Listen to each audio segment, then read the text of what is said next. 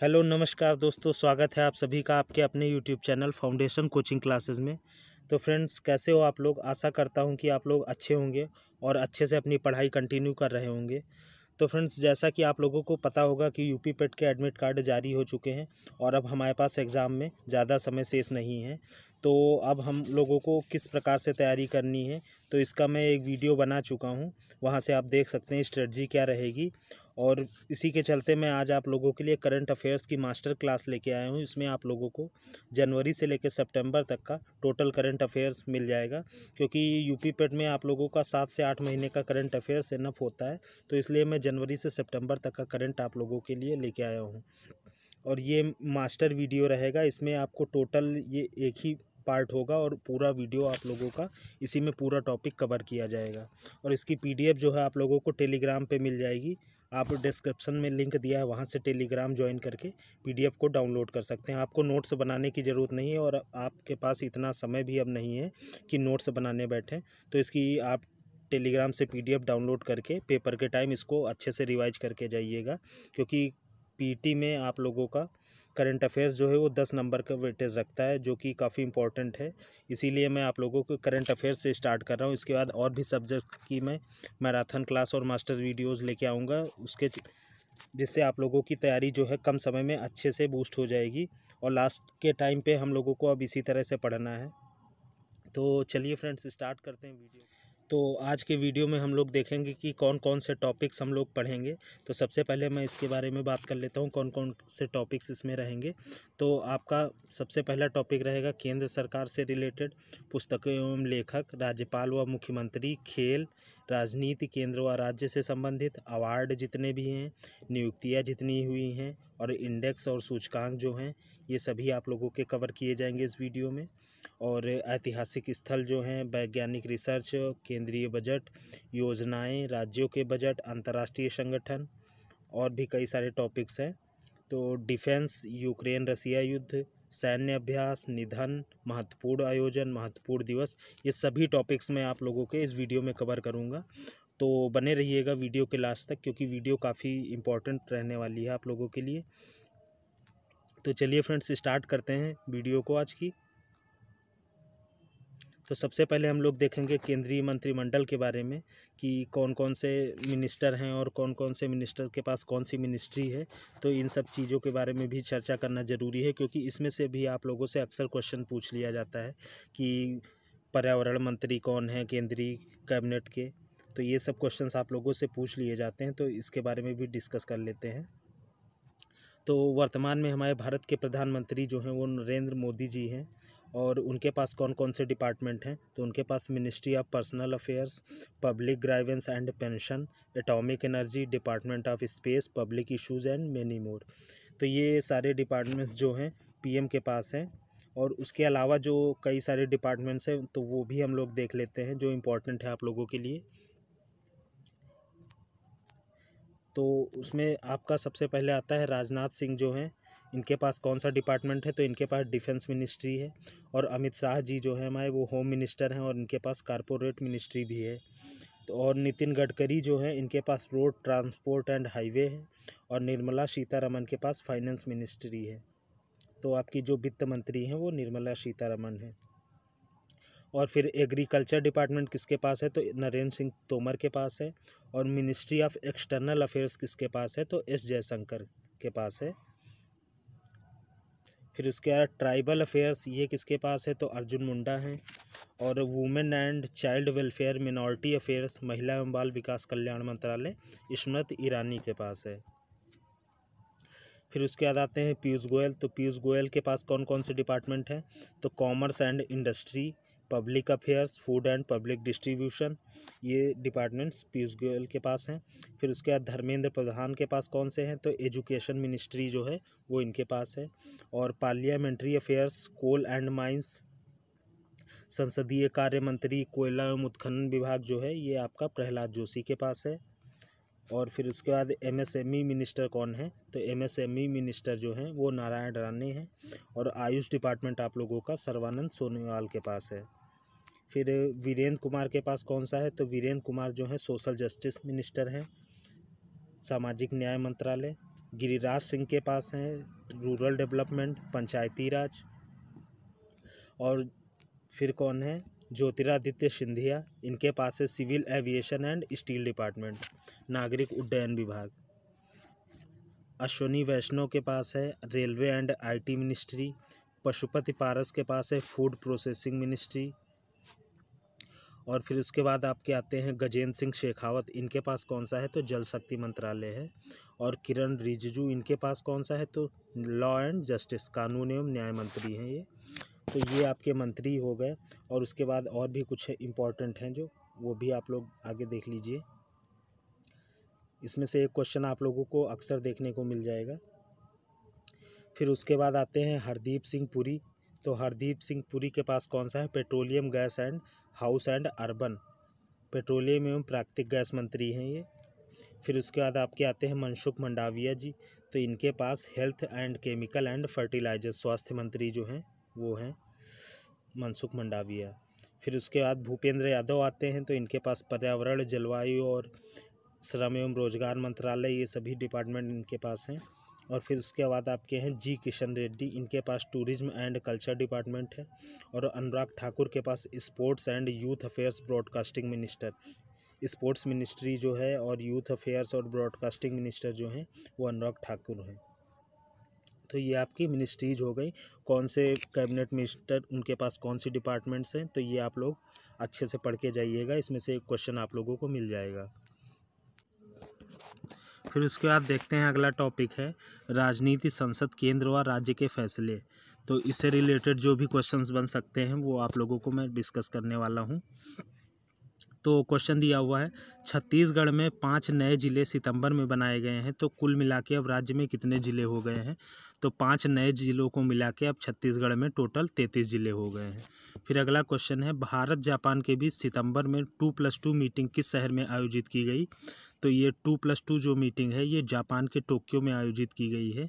फिर अगला क्वेश्चन है, जगदीप धनखड़ देश के कौन से नंबर के उपराष्ट्रपति बने हैं, तो अभी हमारे देश के जो राष्ट्रपति और उपराष्ट्रपति दोनों निर्वाचित किए गए हैं, तो उसमें से जो उपराष्ट्रपति हैं वो जगदीप धनखड़ हैं और ये 14वें नंबर के आपके उपराष्ट्रपति हैं। आपसे क्वेश्चन राष्ट्रपति के बारे में भी पूछा जा सकता है, तो वो अभी आगे हम लोग डिस्कस करेंगे। फिर अगला क्वेश्चन है, गृह मंत्रालय ने किस राज्य के उग्रवादी समूह के साथ सीज फायर एग्रीमेंट को 1 वर्ष बढ़ाया है, तो इसका आंसर हो जाएगा आप लोगों का नागालैंड। फिर क्वेश्चन दिया हुआ है, सुप्रीम कोर्ट ने सतलुज यमुना लिंक नहर विवाद को लेकर किन राज्यों को मीटिंग करने को कहा है, तो पंजाब और हरियाणा राज्यों के बीच ये विवाद है, तो इन्हीं गवर्नमेंट्स को सुप्रीम कोर्ट ने कहा है कि मीटिंग करके इस मैटर को सुलझा लें, सतलुज यमुना लिंक नहर विवाद। फिर अगला क्वेश्चन है, किस केंद्रीय मंत्रालय ने बैटरी अपशिष्ट प्रबंधन अधिनियम 2022 जारी किया है, तो इसका आंसर हो जाएगा आपका पर्यावरण, वन और जलवायु परिवर्तन मंत्रालय। अभी आप लोगों को मैंने बताया ये मंत्रालय किसके पास है, आप लोग कमेंट करके बताइएगा। फिर उसके बाद देखते हैं,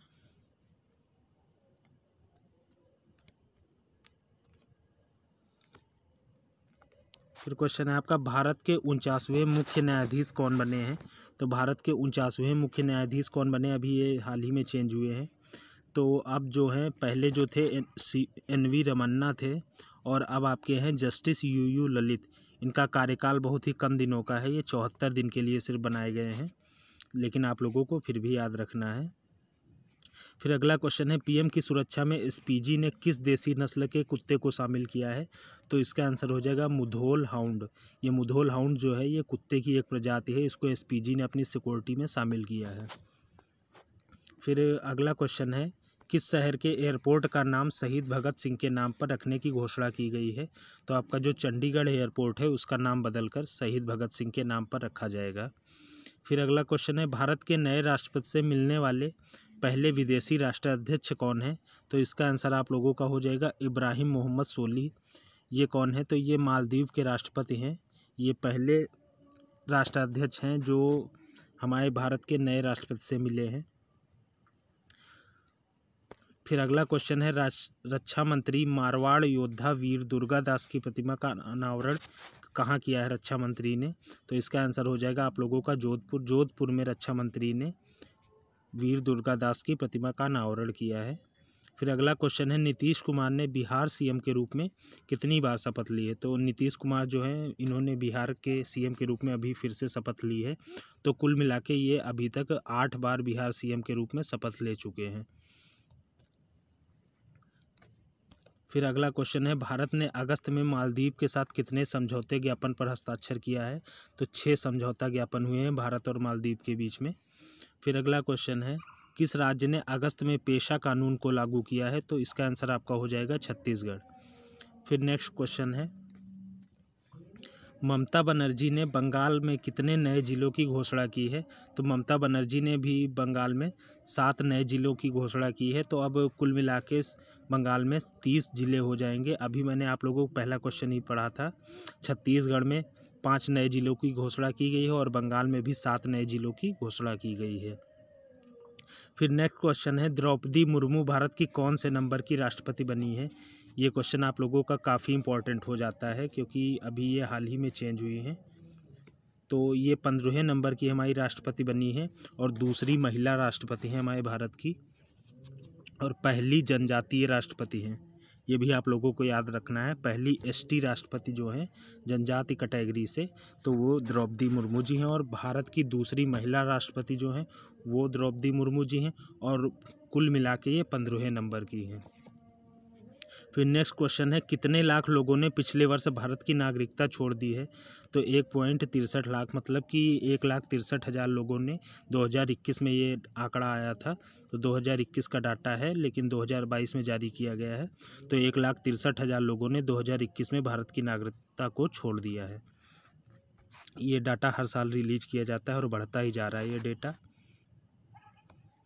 फिर अगला क्वेश्चन है, केंद्र सरकार ने उपभोक्ताओं को सशक्त बनाने और अधिकारों के प्रति जागरूकता पैदा करने के लिए कौन सा शुभंकर लॉन्च किया है?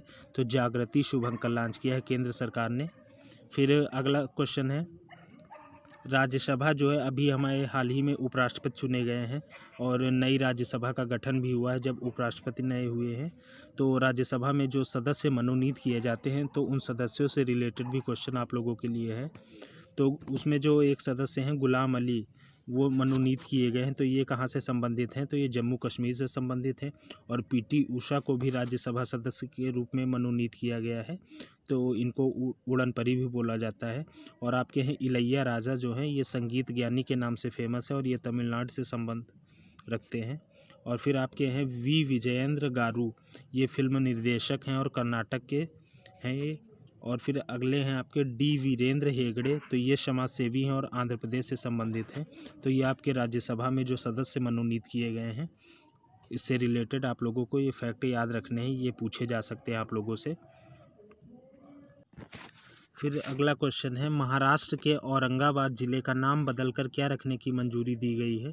तो महाराष्ट्र का जो औरंगाबाद ज़िला है, इसका नया नाम बदलकर संभाजी नगर किया गया है। और एक और ज़िला है महाराष्ट्र का उस्मानाबाद, तो इसका नाम बदल के धाराशिवा किया गया है। ये नए नाम आप लोगों को काफ़ी इम्पोर्टेंट है, ये याद रखने हैं आप लोगों को। ये क्वेश्चन जो है मैंने आप लोगों के लिए सिलेक्टेड क्वेश्चंस लिए हैं, तो ये मत करिएगा कि हाँ कुछ क्वेश्चंस देख लिए। ये सारे क्वेश्चंस आप लोगों के लिए इम्पॉर्टेंट है, मैंने सिर्फ सिलेक्टेड क्वेश्चंस ही चूज़ किए हैं। फिर अगला क्वेश्चन है, भारत बांग्लादेश के बीच किस ट्रेन का संचालन शुरू हुआ है? तो भारत बांग्लादेश के बीच अभी हाल ही में मिताली एक्सप्रेस ट्रेन शुरू की गई है जून में। और अब भारत और बांग्लादेश के बीच में कुल मिला के 3 ट्रेनें चल रही हैं। सिक्किम ने किस प्रजाति की तितली को राजकीय तितली का दर्जा दिया है? तो ब्लू ड्यूक जो है ये एक तितली की प्रजाति है और इसको सिक्किम ने अपनी राजकीय तितली के रूप में दर्जा दिया है। फिर अगला क्वेश्चन है, देश में राज्यों की जातीय जनगणना कराने वाला दूसरा राज्य कौन बना है? तो दूसरा राज्य है जो जातीय जनगणना कराने वाला, तो वो आपका बिहार है। फिर अगला क्वेश्चन है, देश का सबसे बड़ा स्वर्ण भंडार बिहार के किस जिले में पाया गया है?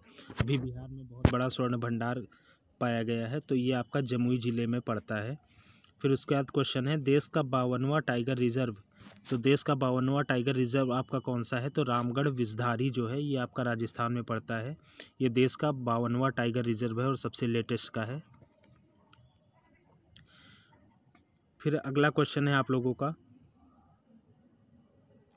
केंद्र सरकार ने यूक्रेन में फंसे भारतीय नागरिकों को लाने के लिए कौन सा अभियान चलाया है? मोस्ट इम्पॉर्टेंट क्वेश्चन है आप लोगों का, ये क्वेश्चन आप लोगों का पेपर में आ सकता है।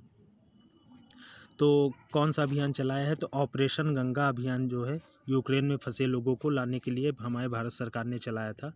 फिर उसके बाद क्वेश्चन है, केंद्र सरकार ने दोपहिया वाहन पर कितनी उम्र तक के सभी बच्चों के लिए हेलमेट अनिवार्य कर दिया है? तो 4 साल तक के बच्चे जो हैं, उससे कम वालों के लिए नहीं, लेकिन जो 4 साल तक के हैं, 4 साल से आगे तक की एज के जो बच्चे हैं, उन सभी के लिए हेलमेट केंद्र सरकार ने अनिवार्य कर दिया है। मध्य प्रदेश के ज़िले के कुछ नाम बदले गए हैं, तो वो भी हम लोग देख लेते हैं। तो होशंगाबाद जो है, इसका नाम बदल के क्या किया गया है? तो नर्मदापुरम किया गया है। और बाबई का नाम बदल के क्या किया गया है? तो माखन नगर कर दिया गया है। देश में पहली बार किस राज्य ने पक्षी एटलस तैयार किया है? तो केरल जो है, इसने अपना बर्ड एटलस तैयार किया है, मतलब पक्षियों का जो मानचित्र है केरल ने अपना तैयार किया है अपने राज्य का। ये अपने आप में भारत में अनोखा मानचित्र है, अभी तक और किसी राज्य में नहीं बनाया गया है। भारत का पहला एलपीजी युक्त धुआं मुक्त राज्य कौन सा बना है? तो भारत का पहला एलपीजी युक्त धुआं मुक्त राज्य है आपका हिमाचल प्रदेश। हिमाचल प्रदेश जो है, वहाँ पे एलपीजी, सभी घरों में एलपीजी कनेक्शन अवेलेबल है और इसको धुआं मुक्त राज्य घोषित किया गया है। फिर नेक्स्ट टॉपिक है आप लोगों का नियुक्तियों से संबंधित। नियुक्तियाँ जो भी हैं, इंपॉर्टेंट नई नियुक्तियाँ हुई हैं, उन सब चीज़ों के बारे में हम लोग देखेंगे।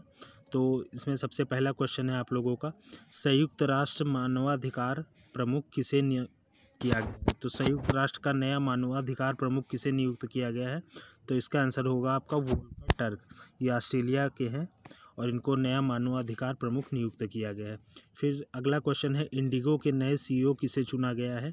तो इंडिगो के नए सीईओ जो हैं वो पीटर एल्बर्स हैं। और फिर अगला क्वेश्चन है, ऑल इंडिया फुटबॉल फेडरेशन का नया अध्यक्ष किसे चुना गया है? तो कल्याण चौबे को चुना गया है। फिर क्वेश्चन है, भारतीय जहाजरानी निगम के नए सीएमडी कौन बने हैं? तो कैप्टन दिनेश कुमार त्यागी जो हैं, वो भारतीय जहाजरानी निगम के सीएमडी बने हैं। सीएमडी मतलब होता है चीफ मैनेजिंग डायरेक्टर। फिर उसके बाद क्वेश्चन है, मर्सिडीज बेंज के नए एमडी एंड सीईओ कौन बने हैं? तो ये संतोष अय्यर बने हैं। ये पहली बार ऐसा हुआ है कि कोई भारतीय जो है वो मर्सिडीज बेंज का एमडी और सीईओ बना है। तो ये आप लोगों को याद रखना है, मर्सिडीज बेंज के नए एमडी कौन है। फिर अगला क्वेश्चन है, भारतीय ओलंपिक संघ के अंतरिम अध्यक्ष का पद किसने संभाला है? तो आदिल शुमरीवाला ने संभाला है। भारतीय ओलंपिक संघ के अंतरिम अध्यक्ष ये बनाए गए हैं। फिर अगला क्वेश्चन है, बिहार विधान परिषद के नए सभापति कौन बने हैं? तो इसका आंसर हो जाएगा आप लोगों का देवेश ठाकुर। फिर नेक्स्ट क्वेश्चन है, डीआरडीओ का नया चीफ किसे बनाया गया है? तो डीआरडीओ का नया चीफ जो है वो शमीर वी कामत को बनाया गया है। और अभी डीआरडीओ के जो अध्यक्ष हैं वो कौन है आपके? तो जी सतीश रेड्डी जो थे वो थे, अब वो चेंज कर दिए गए हैं। जी सतीश रेड्डी जो थे, इनको अब रक्षा मंत्री का नया वैज्ञानिक सलाहकार नियुक्त कर दिया गया है। ये डीआरडीओ के अध्यक्ष थे। फिर अंतर्राष्ट्रीय मुद्रा कोष आईएमएफ में भारत का नया कार्यकारी निदेशक कौन चुना गया है? तो कृष्णमूर्ति वी सुब्रमण्यम को चुना गया है। अंतर्राष्ट्रीय मुद्रा कोष जो है ये आईएमएफ है, इसी को बोलते हैं अंतर्राष्ट्रीय मुद्रा कोष। सीबीडीटी के नए चेयरमैन कौन बने हैं? तो सीबीडीटी के नए चेयरमैन बने हैं आपके नितिन गुप्ता। सीबीडीटी का फुल फॉर्म क्या होता है? Central board of direct taxes. ठीक है। फिर अगला क्वेश्चन है, नीति आयोग के नए सीईओ कौन बने हैं? ये क्वेश्चन नीति आयोग से रिलेटेड क्वेश्चन आप लोगों से कई बार पूछे गए हैं। सीईओ कौन बने हैं, या पहले सीईओ कौन थे, या योजना आयोग के बारे में भी पूछा गया है। तो नीति आयोग के अभी नए सीईओ बनाए गए हैं। तो कौन बने हैं? परमेश्वरन अय्यर जो है नीति आयोग के नए सीईओ बने हैं। फिर अगला क्वेश्चन है, प्रेस काउंसिल ऑफ इंडिया की पहली महिला अध्यक्ष कौन बनी है? तो रंजना प्रकाश देसाई जो हैं ये प्रेस काउंसिल ऑफ इंडिया की पहली महिला अध्यक्ष बनी है। फिर नेक्स्ट क्वेश्चन है, सीबीएसई की नई अध्यक्ष कौन बनी है? तो सीबीएसई की नई अध्यक्ष बनी है निधि छिब्बर। और फिर नेक्स्ट क्वेश्चन है आपका, यूनियन बैंक की पहली महिला एमडी एंड सीईओ कौन बनी है? तो ए मणिमेखलाई। ये जो पहली महिला से रिलेटेड क्वेश्चन होते हैं ये आप लोगों के बहुत इंपॉर्टेंट होते हैं, इनको आप लोग अच्छे से ध्यान दे लीजिएगा। जिसमें जिस क्वेश्चन में लिखा हो पहली महिला या पहला पुरुष, ये काफ़ी इंपॉर्टेंट होते हैं। फिर अगला क्वेश्चन है, इंफोसिस के एमडी एंड सीईओ दोबारा कौन बनाए गए हैं? तो सलील पारेख जो हैं ये दोबारा एमडी और सीईओ बनाए गए हैं। ये पहले भी थे, वर्तमान में और अभी भी हैं, फिर से इनको चुना गया है दोबारा। फिर अगला क्वेश्चन है, नीति आयोग के नए उपाध्यक्ष कौन बनाए गए हैं? तो नए उपाध्यक्ष आपके सुमन के बेरी हैं, और अभी नीति आयोग के सीईओ मैंने बताया था ऊपर, और ये उपाध्यक्ष हैं उसके। और अध्यक्ष आप लोगों को पता होगा नीति आयोग का कौन होता है। तो नीति आयोग के अध्यक्ष जो होते हैं वो हमारे पीएम होते हैं, प्रधानमंत्री नीति आयोग का अध्यक्ष होता है। फिर उसके बाद है क्वेश्चन, प्रधान वैज्ञानिक सलाहकार किसको नियुक्त किया गया है भारत सरकार का? तो अजय कुमार सूद को प्रधान वैज्ञानिक सलाहकार नियुक्त किया गया है। और नेस्कॉम का नया अध्यक्ष किसे चुना गया है? तो नेस्कॉम का नया अध्यक्ष कृष्णन रामानुजन को चुना गया है। फिर यूपीएससी के नए चेयरमैन बनाए गए हैं, तो कौन है? यूपीएससी के नए चेयरमैन हैं आपके मनोज सोनी जी। और फिर उसके बाद है, एयर इंडिया के नए चेयरमैन बनाए गए हैं। तो एयर इंडिया के नए चेयरमैन कौन है? एन चंद्रशेखरन है। ये टाटा कंपनी के सीईओ भी हैं, यही एन चंद्रशेखरन। फिर अगला क्वेश्चन है, आईआरडीएआई के नए चेयरमैन कौन बनाए गए हैं? तो देवाशीष पांडा। आईआरडीएआई क्या होता है? तो insurance regulatory development authority of India. ये जो भारतीय बीमा प्राधिकरण होता है इसी को बोला जाता है आईआरडीएआई। तो ये आपके देवाशीष पांडा बनाए गए हैं। फिर अगला क्वेश्चन है, भारत का पहला समुद्री सुरक्षा समन्वयक किसे बनाया गया है? तो जी अशोक कुमार को बनाया गया है। ये जो नियुक्तियों से संबंधित क्वेश्चंस होते हैं ये बहुत इंपॉर्टेंट होते हैं, और इसमें से आप लोगों को एक क्वेश्चन ज़रूर देखने को मिलेगा। नई नियुक्तियां जो हुई हैं इसमें से आप लोगों को एक क्वेश्चन पक्का मिल जाएगा 100%। तो अब आगे देखते हैं क्वेश्चन क्या दिया हुआ है। जेएनयू की पहली महिला कुलपति कौन बनी है? अब इसमें भी पहली महिला लगा हुआ है, तो ये भी आप लोग ध्यान दीजिएगा। तो पहली महिला कुलपति कौन बनी है? शांति श्री धूलीपड़ी। फिर अगला क्वेश्चन है, यूजीसी का नया चेयरमैन किसे बनाया गया है? तो यूजीसी का नया चेयरमैन जो है एम जगदीश कुमार को बनाया गया है। और एनसीईआरटी के नए निदेशक कौन बने हैं? तो एनसीईआरटी के नए निदेशक बने हैं दिनेश प्रसाद सकलानी जी। और उसके बाद प्रधानमंत्री के मुख्य आर्थिक सलाहकार किसे चुना गया है? तो मुख्य आर्थिक सलाहकार चुना गया है वी अनंत नागेश्वरन को। और इसरो के नए चेयरमैन कौन बनाए गए हैं? तो इसरो के नए चेयरमैन जो है वो एस सोमनाथ बनाए गए हैं। फिर अगला क्वेश्चन है, आरबीआई के पूर्व गवर्नर उर्जित पटेल जो थे इनको किस बैंक का उपाध्यक्ष बनाया गया है? तो एशिया इंफ्रास्ट्रक्चर इन्वेस्टमेंट बैंक के उपाध्यक्ष ये बनाए गए हैं उर्जित पटेल।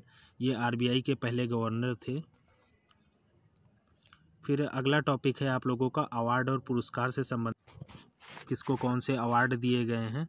तो इससे भी आप लोगों को क्वेश्चंस काफ़ी ज़्यादा पूछे जाते हैं। तो चलिए देखते हैं। 74वें प्राइम टाइम एमी अवार्ड्स 2022 में ड्रामा सीरीज में बेस्ट एक्टर अवार्ड किसको दिया गया है? तो ये एमी अवार्ड्स हैं, 74वें हैं। तो इसमें बेस्ट एक्टर का जो अवार्ड है वो ली जंग जे को दिया गया है। और बेस्ट एक्ट्रेस का अवार्ड किसे दिया गया है? तो बेस्ट एक्ट्रेस का अवार्ड है जो जेंडिया को दिया गया है। और ड्रामा सीरीज में किसको दिया गया है? तो सक्सेशन। और बेस्ट कॉमेडी सीरीज का अवार्ड जो है वो टेड लासो को दिया गया है।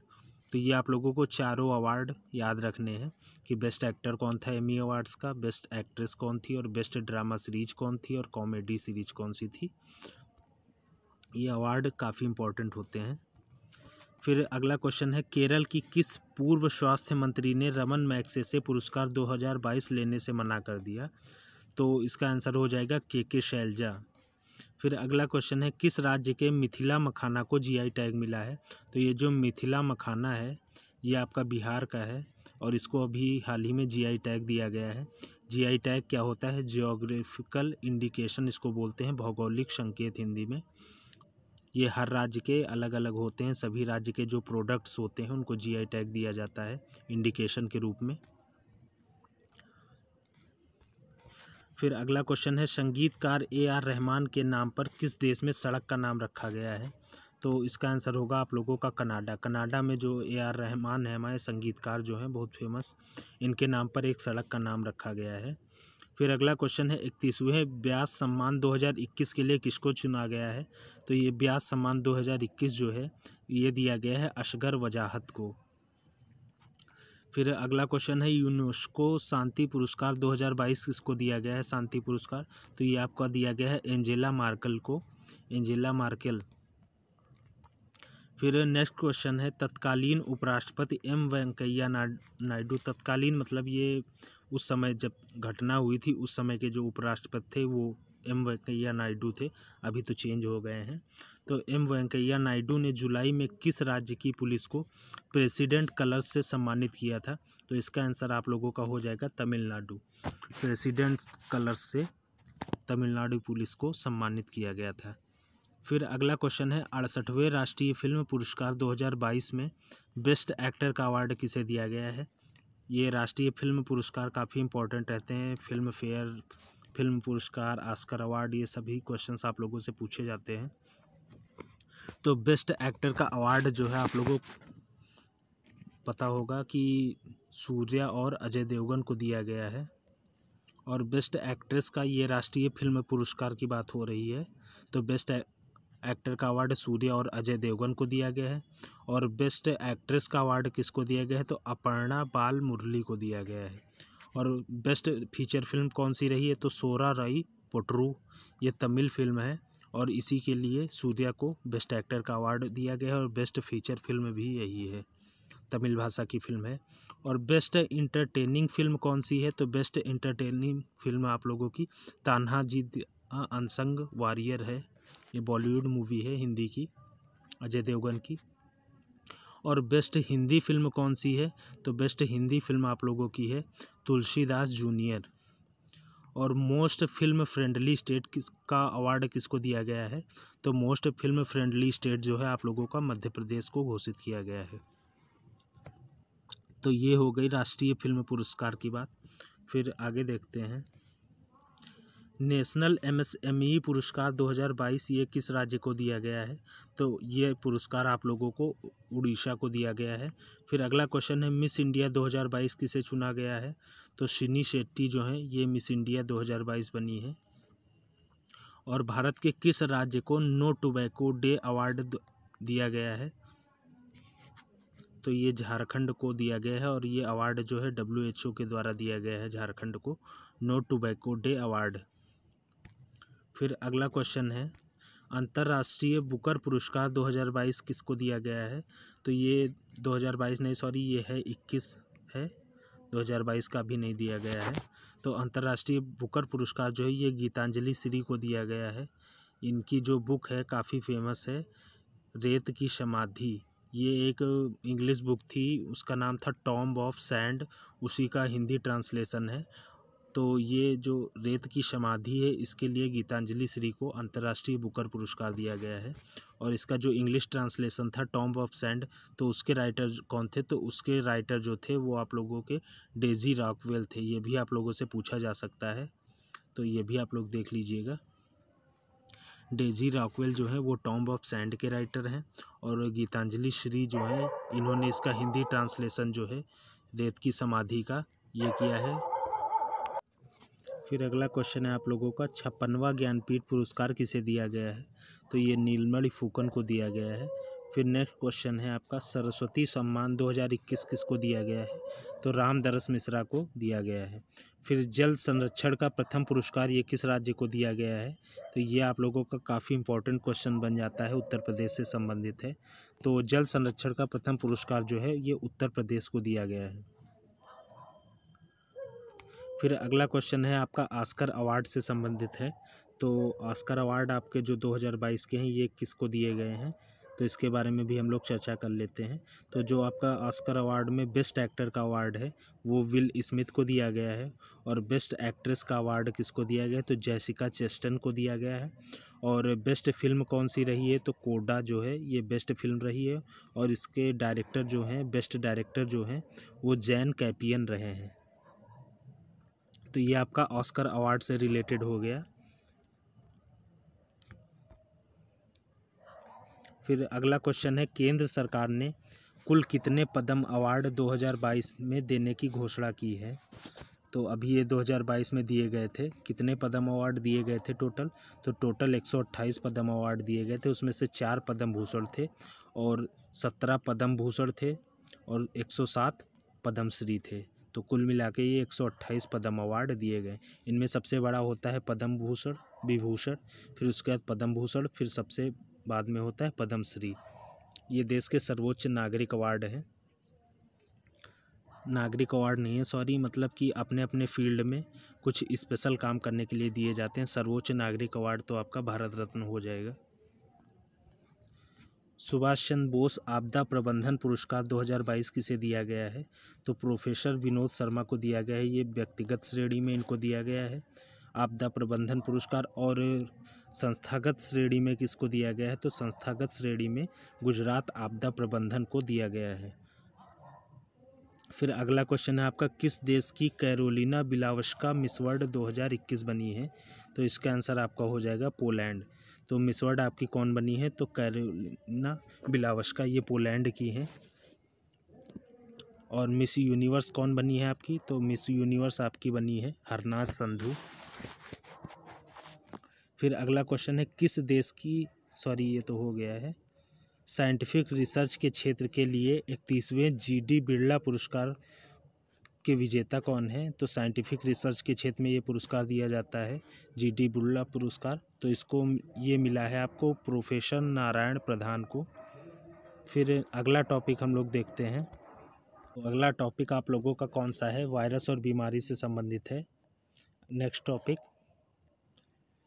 तो पहला क्वेश्चन है इसमें, किस वायरस के संक्रमण की वजह से देश के कई राज्य के हजारों मवेशियों की मौत हो गई है? तो ये अभी आप लोगों का आपने न्यूज़ में पढ़ा होगा, कैपर पॉक्स वायरस,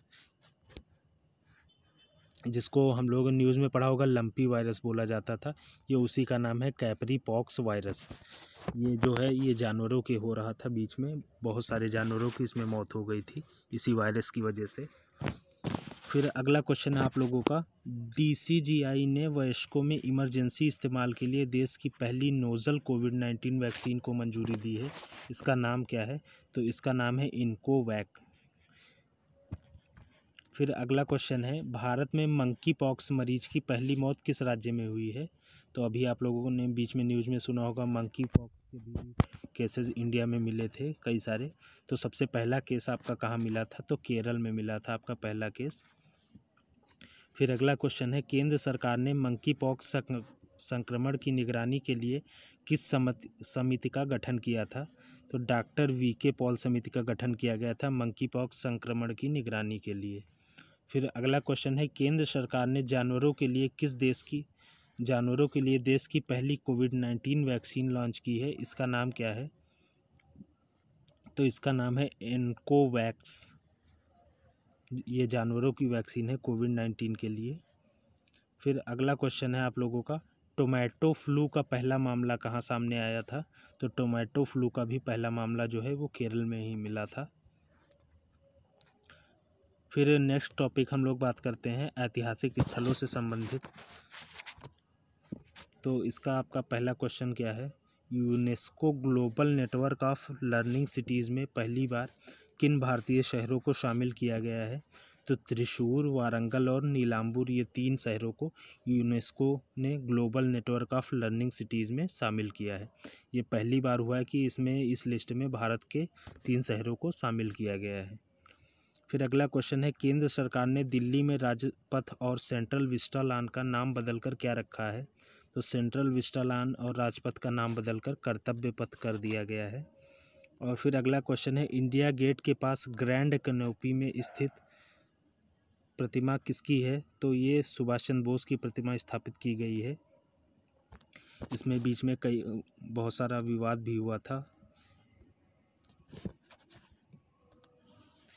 करीब 1000 साल पुराने अनंग ताल को केंद्र सरकार ने राष्ट्रीय स्मारक घोषित किया है। यह किस राज्य में या यूटी में स्थित है? तो अभी अनंग ताल जो है इसको केंद्र सरकार ने राष्ट्रीय स्मारक घोषित किया है। तो अनंग ताल आप लोगों का दिल्ली में पड़ता है। ये आप लोगों से पूछा जा सकता है, काफ़ी इम्पोर्टेंट क्वेश्चन है आप लोगों का। फिर अगला क्वेश्चन है, भारत की आज़ादी के 75 वर्ष पूर्ण होने पर देश में कुल कितने रामसर स्थल हो गए हैं? तो आपके रामसर कई सारे बढ़ाए गए हैं, तो अब कुल मिला के 75 रामसर स्थल हो गए हैं। हमारे भारत में कुल 75 रामसर स्थल हैं। तो रामसर स्थल ये जो है यूपी SSSC का फेवरेट टॉपिक है, इससे वो हमेशा एक ना एक क्वेश्चन हर एग्ज़ाम में उठाता ज़रूर है। तो रामसर स्थल जो इम्पोर्टेंट है आप लोगों के लिए वो मैं इसी में कवर कराए दे रहा हूँ। वैसे ये तो स्टैटिक का पार्ट है, लेकिन मैं इसको कवर कराए दे रहा हूँ। जो इम्पोर्टेंट रामसर स्थल है आप लोगों से पूछे जा सकते हैं। तो आपका पहला स्थल कौन सा है? तम्पारी झील। तो ये कहाँ पड़ता है आपका? तो तम्पारी झील जो है ये ओडिशा में पड़ता है।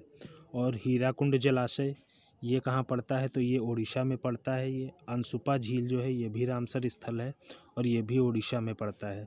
फिर उसके बाद आपका है यशवंत सागर। यशवंत सागर कहाँ पड़ता है? ये मध्य प्रदेश में पड़ता है। फिर आपका आता है चित्रांगुडी पक्षी अभयारण्य, ये आपका पड़ता है तमिलनाडु में। फिर अगला है वुडुवूर पक्षी अभयारण्य, ये आपका तमिलनाडु में है। और कांजीकुलम पक्षी अभयारण्य ये भी आपका तमिलनाडु में है। फिर हाइगम कंजर्वेशन रिजर्व ये कहाँ पड़ता है? तो ये पड़ता है आपका जम्मू कश्मीर में। फिर अगला है शालबुक कंजर्वेशन रिजर्व, तो ये आपका कहाँ पड़ता है? तो ये भी जम्मू कश्मीर में आपका पड़ता है। और फिर है नवाबगंज पक्षी अभयारण्य, ये आपका उत्तर प्रदेश में पड़ता है और ये कई बार पूछा गया है। तो नवाबगंज पक्षी अभयारण्य कहाँ है? तो उत्तर प्रदेश में है। और पार्वती आगरा पक्षी अभयारण्य कहाँ है? तो ये भी आपका उत्तर प्रदेश में है। और हरिके झील और कांजली झील, ये झील में भी आप लोगों से क्वेश्चन पूछा जाता है और ये रामसर स्थल भी हैं। तो ये दोनों झीलें जो हैं ये पंजाब में पाई जाती हैं। फिर उसके बाद है आपका कोल्लेरू झील, ये आपकी आंध्र प्रदेश में पड़ती है। और लोकटक झील ये कई बार पूछी गई है, लोकटक झील। तो लोकटक झील आपकी मणिपुर में पड़ती है। और नाल सरोवर पक्षी अभयारण्य ये कहाँ पड़ता है? तो ये गुजरात में पड़ता है। और नांगल वन्यजीव अभयारण्य ये कहाँ पड़ता है? तो ये आपका पंजाब में पड़ता है। फिर शमन पक्षी अभयारण्य ये आपका उत्तर प्रदेश में है। उत्तर प्रदेश वाले आप लोग खास करके याद रखिएगा।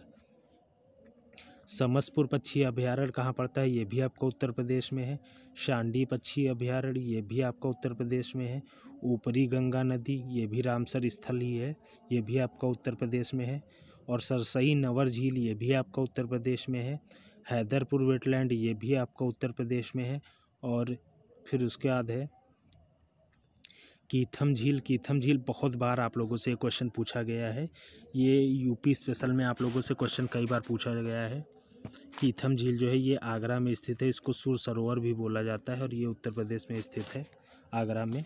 और फिर उसके बाद है कांवर झील। कांवर झील आप लोगों की बिहार में पड़ती है। तो ये इतने सारे रामसर स्थल मैंने बता दिए हैं, तो इन को आप लोग याद रखिएगा क्योंकि रामसर स्थल से क्वेश्चन काफ़ी पुटअप किए जाते हैं। फिर आगे देखते हैं नेक्स्ट। पीएम ने स्वतंत्रता सेनानी अल्लूरी सीतारमण राजू की 30 फीट ऊंची प्रतिमा का अनावरण कहाँ किया है? ये अल्लूरी सीताराम राजू आपने नाम सुना होगा, अभी मूवी आई थी ट्रिपल आर मूवी आई थी, उसमें जो एक कैरेक्टर था, किसका, उसमें जो कैरेक्टर था उसी का नाम था अल्लूरी सीताराम राजू जो थे, उन्हीं के ऊपर वो बनाई गई थी मूवी।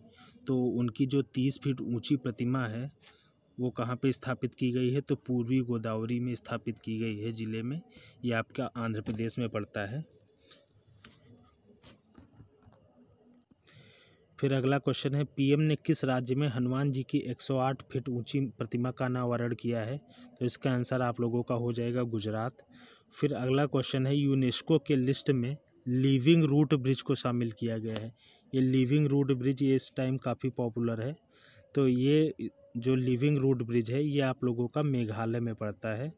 ये वृक्षों की जो जड़ें हैं उनसे बनाया गया है, तो इसको इसीलिए लिविंग रूट ब्रिज बोला जाता है। फिर अगला क्वेश्चन है आप लोगों का, स्टैच्यू ऑफ इक्वलिटी जो है ये 216 फीट ऊंची है और ये जो प्रतिमा है ये किसकी है? तो ये प्रतिमा जो है आप लोगों की स्वामी रामानुजाचार्य जो हैं उनकी प्रतिमा बनाई गई है, इसी को स्टैच्यू ऑफ इक्वलिटी बोला जाता है। फिर नेक्स्ट क्वेश्चन है आपका, इंडिया गेट पर स्थित अमर जवान ज्योति की लौ को किस युद्ध स्मारक के साथ मिलाया गया है? तो इसका आंसर हो जाएगा आप लोगों का नेशनल वार मेमोरियल।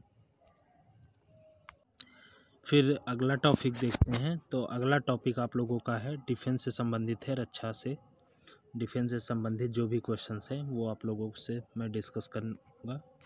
तो फर्स्ट क्वेश्चन है, भारतीय सेना ने ऊंचाई वाले क्षेत्रों में कम वजन के टैंक तैनाती के लिए किस प्रोजेक्ट की तैयारी की है? तो प्रोजेक्ट जोरावर जो है ये भारतीय सेना के लिए शुरू किया गया है। ऊंचाई वाले जो क्षेत्र हैं वहाँ पे कम वजन के टैंक तैनाती के लिए शुरू किया गया है, प्रोजेक्ट जोरावर। फिर अगला क्वेश्चन है आपका, army chief general Manoj Pande को किस देश ने अपनी सेना के मानद जनरल की उपाधि दी है? तो नेपाल के जो सरकार है उसने आर्मी चीफ जो हमारे भारत के हैं जनरल मनोज पांडे, उनको नेपाल ने मानद जनरल की उपाधि दी है। फिर अगला क्वेश्चन है, रक्षा मंत्री राजनाथ सिंह ने किस देश में साइबर सिक्योरिटी ट्रेनिंग सेंटर का उद्घाटन किया है? तो मंगोलिया में इन्होंने किया है। फिर नेक्स्ट क्वेश्चन है, देश के पहले स्वदेशी एयरक्राफ्ट कैरियर का नाम जिसे पीएम ने भारतीय नौसेना को सौंपा है? तो ये अभी आपने सुना होगा INS विक्रांत जो है ये भारत का पहला स्वदेशी एयरक्राफ्ट है, फुल्ली इंडिया में डेवलप किया गया है। और ये कहाँ बनाया गया है? तो ये कोच्चि शिपयार्ड में बनाया गया है, केरल में। फिर अगला क्वेश्चन है, पीएम ने भारतीय नौसेना को नया झंडा सौंपा है। नौसेना का जो झंडा था उसको भी चेंज किया गया है उसमें कुछ, तो इसमें क्या बदलाव किया गया है? कौन कौन सी चीज़ें जो झंडे थे भारतीय नौसेना का तो उसमें क्या क्या बदला गया है? तो इसमें क्या हुआ है कि ब्रिटिश निशान जो था उसमें झंडे में जो पहले था उसमें ब्रिटिश निशान था तो उसको हटा दिया गया है और अष्टकोणीय ढाल में अशोक स्तंभ जोड़ा गया है और आदर्श वाक्य लिखा गया है। उस पर आदर्श वाक्य जो है भारतीय नौसेना का वो लिखा गया है और ब्रिटिश निशान को हटा दिया गया है और अशोक स्तंभ उसकी जगह पे कर दिया गया है। तो ये चेंज किया गया है भारतीय नौसेना के फ्लैग में। फिर अगला क्वेश्चन है, भारत ने अगस्त में किस देश को डोर्नियर 228 समुद्री निगरानी विमान सौंपा है? तो ये श्रीलंका को दिया है भारत ने गिफ्ट में। श्रीलंका की भारत ने बहुत मदद की, अभी श्रीलंका में आपातकाल की स्थिति थी तो भारत ने बहुत मदद की थी श्रीलंका की। फिर अगला क्वेश्चन है, कारगिल युद्ध में चर्चित पॉइंट 5140 का नया नाम क्या रखा गया है? तो इसका नया नाम बदलकर रखा गया है गन हिल। ये पॉइंट 5140 जो है ये कारगिल युद्ध इसी पॉइंट से शुरू हुआ था। ये एक पहाड़ी का नाम है, इसको पॉइंट 5140 बोला जाता था, तो इसका नाम बदलकर अब गन हिल कर दिया गया है। फिर अगला क्वेश्चन है, इंडियन एयरफोर्स ने MiG-21 स्क्वाड्रन का कब तक रिटायर करने का फैसला किया है? MiG-21 जो विमान है हमारे इंडियन एयरफोर्स के, तो इसको भारत सरकार ने रिटायर करने का फ़ैसला लिया है, तो 2025 में इसको रिटायर कर दिया जाएगा। फिर अगला क्वेश्चन है, रक्षा मंत्री ने प्रोजेक्ट 17A के तहत बने युद्धपोत दूनागिरी को किस नदी में लॉन्च किया है? तो ये जो युद्धपोत है ये हुगली नदी में लॉन्च किया गया है। हुगली नदी आपकी कहाँ पड़ती है? तो हुगली नदी आपकी कोलकाता में पड़ती है, वहीं पर इसको लॉन्च किया गया है हुगली नदी में। फिर अगला क्वेश्चन है, सिपरी की रिपोर्ट के अनुसार 2022 में भारत के पास परमाणु हथियारों की संख्या कितनी है? तो भारत के पास 2022 में इस समय वर्तमान में कुल 160 परमाणु हथियार हैं। ये सिपरी की रिपोर्ट है, ये सभी देशों की जारी करता है। और सिपरी का फुल फॉर्म क्या होता है? तो सिपरी का फुल फॉर्म जो है आपका होता है Stockholm international peace research institute होता है। और सबसे ज़्यादा परमाणु हथियार की बात करें तो किसके पास हैं? तो सबसे ज़्यादा परमाणु हथियार रशिया के पास हैं। फिर क्वेश्चन है, उत्तर प्रदेश की किस नदी के नाम से प्रसिद्ध युद्धपोत को भारतीय नौसेना ने मई 2022 में सेवा मुक्त किया है? तो INS गोमती जो है ये हमारे उत्तर प्रदेश में जो गोमती नदी है उसी के नाम पर रखा गया था इसका नाम, तो इसको अभी रिटायर कर दिया गया है मई में भारतीय नौसेना से। फिर अगला क्वेश्चन है, भारतीय सेना की पहली महिला फाइटर पायलट कौन बनी है? काफ़ी इम्पोर्टेंट क्वेश्चन है और काफ़ी कंफ्यूजिंग क्वेश्चंस भी है, क्योंकि इसमें कई सारे क्वेश्चंस बनते हैं, तो ये काफ़ी कंफ्यूजिंग है। तो भारतीय सेना की पहली, इसको आप लोग ध्यान से पढ़िएगा और ये क्वेश्चन पूछा भी जाता है, बार बार पूछा जाता है। भारतीय सेना की पहली महिला फाइटर पायलट कौन थी? तो आपका आंसर होगा अभिलाषा बराक। और अगर आपसे पूछा जाए कि एयर फोर्स की पहली महिला फाइटर पायलट कौन थी, तो एयर फोर्स की आपकी थी अवनी चतुर्वेदी। तो इसमें आप लोग कंफ्यूज मत होइएगा, ये भारतीय सेना की हैं और ये एयर फोर्स की हैं, ठीक है। फिर अगला टॉपिक देखते हैं। अगला टॉपिक आप लोगों का है सैन्य अभ्यास से संबंधित है, कि जो एक्सरसाइज होती है मिलिट्री एक्सरसाइज, तो इससे भी आप लोगों के क्वेश्चंस पूछे जाते हैं काफ़ी ज़्यादा, तो ये भी हम लोग डिस्कस करेंगे। तो पहला क्वेश्चन है, इंडियन आर्मी और एयर फोर्स ने संयुक्त अभ्यास गगन स्ट्राइक किस राज्य में आयोजित किया है? तो ये जो गगन स्ट्राइक एक्सरसाइज है ये पंजाब में आयोजित की गई है और ये इंडियन आर्मी और एयर फोर्स के बीच में होती है गगन स्ट्राइक एक्सरसाइज। फिर अगला क्वेश्चन है, भारत और अमेरिका के बीच युद्धाभ्यास वज्र प्रहार 2022 कहाँ आयोजित हुआ है? तो वज्र प्रहार जो है भारत और अमेरिका के बीच में होता है और बकलोह जो है ये आपका हिमाचल प्रदेश में पड़ता है, वहीं पे इसका आयोजन किया गया है। फिर अगला क्वेश्चन है, पिच ब्लैक 2022 सैन्य अभ्यास कहाँ आयोजित हुआ है जिसमें भारतीय वायुसेना ने हिस्सा लिया था? तो पिच ब्लैक जो है ये आपका ऑस्ट्रेलिया में हुआ है। फिर अगला क्वेश्चन है, भारत ने विन बैक्स 2022 सैन्य अभ्यास किस देश के साथ किया है? तो ये आपका इसका राइट आंसर हो जाएगा वियतनाम। तो वियतनाम के और भारत के बीच में विन बैक्स एक्सरसाइज होती है। और किस देश में आयोजित रिम्पैक 2022 नौसैनिक अभ्यास में भारत की नौसेना ने हिस्सा लिया है? तो अमेरिका के और भारत के बीच में होती है, भारत के नौसेना के बीच में रिम्पैक 2022 एक्सरसाइज हुई है अभी। फिर अगला टॉपिक है आप लोगों का, एक्सरसाइज तो बहुत सारी हैं, तो अभी जो इम्पोर्टेंट है हाल ही में हुई हैं वो मैंने आप लोगों को बताई है, वरना एक्सरसाइज तो बहुत सारी हैं। फिर अगला टॉपिक है आप लोगों का आर्थिक से रिलेटेड है, इकोनॉमी से रिलेटेड है, और इसमें से भी आप लोगों को एक क्वेश्चन हो सकता है देखने को मिल जाए। सभी टॉपिक्स जो हैं मैंने इम्पोर्टेंट टॉपिक्स ही लिए हैं, आप देख सकते हैं, कोई फालतू के क्वेश्चंस मैं नहीं करा रहा हूँ कि फालतू में आप लोगों को टाइम ख़राब कर रहा हूँ, क्योंकि मैं भी जानता हूँ पेपर के ज़्यादा दिन नहीं बचे हैं, तो अब फालतू की चीज़ों पढ़ने से कोई मतलब नहीं है। तो इसीलिए जो इम्पोर्टेंट है आप लोगों के पेपर के लिए सिर्फ वही इतना ही पढ़िए, अब आप लोगों के पास फालतू का पढ़ने का समय नहीं है। तो चलिए देखते हैं।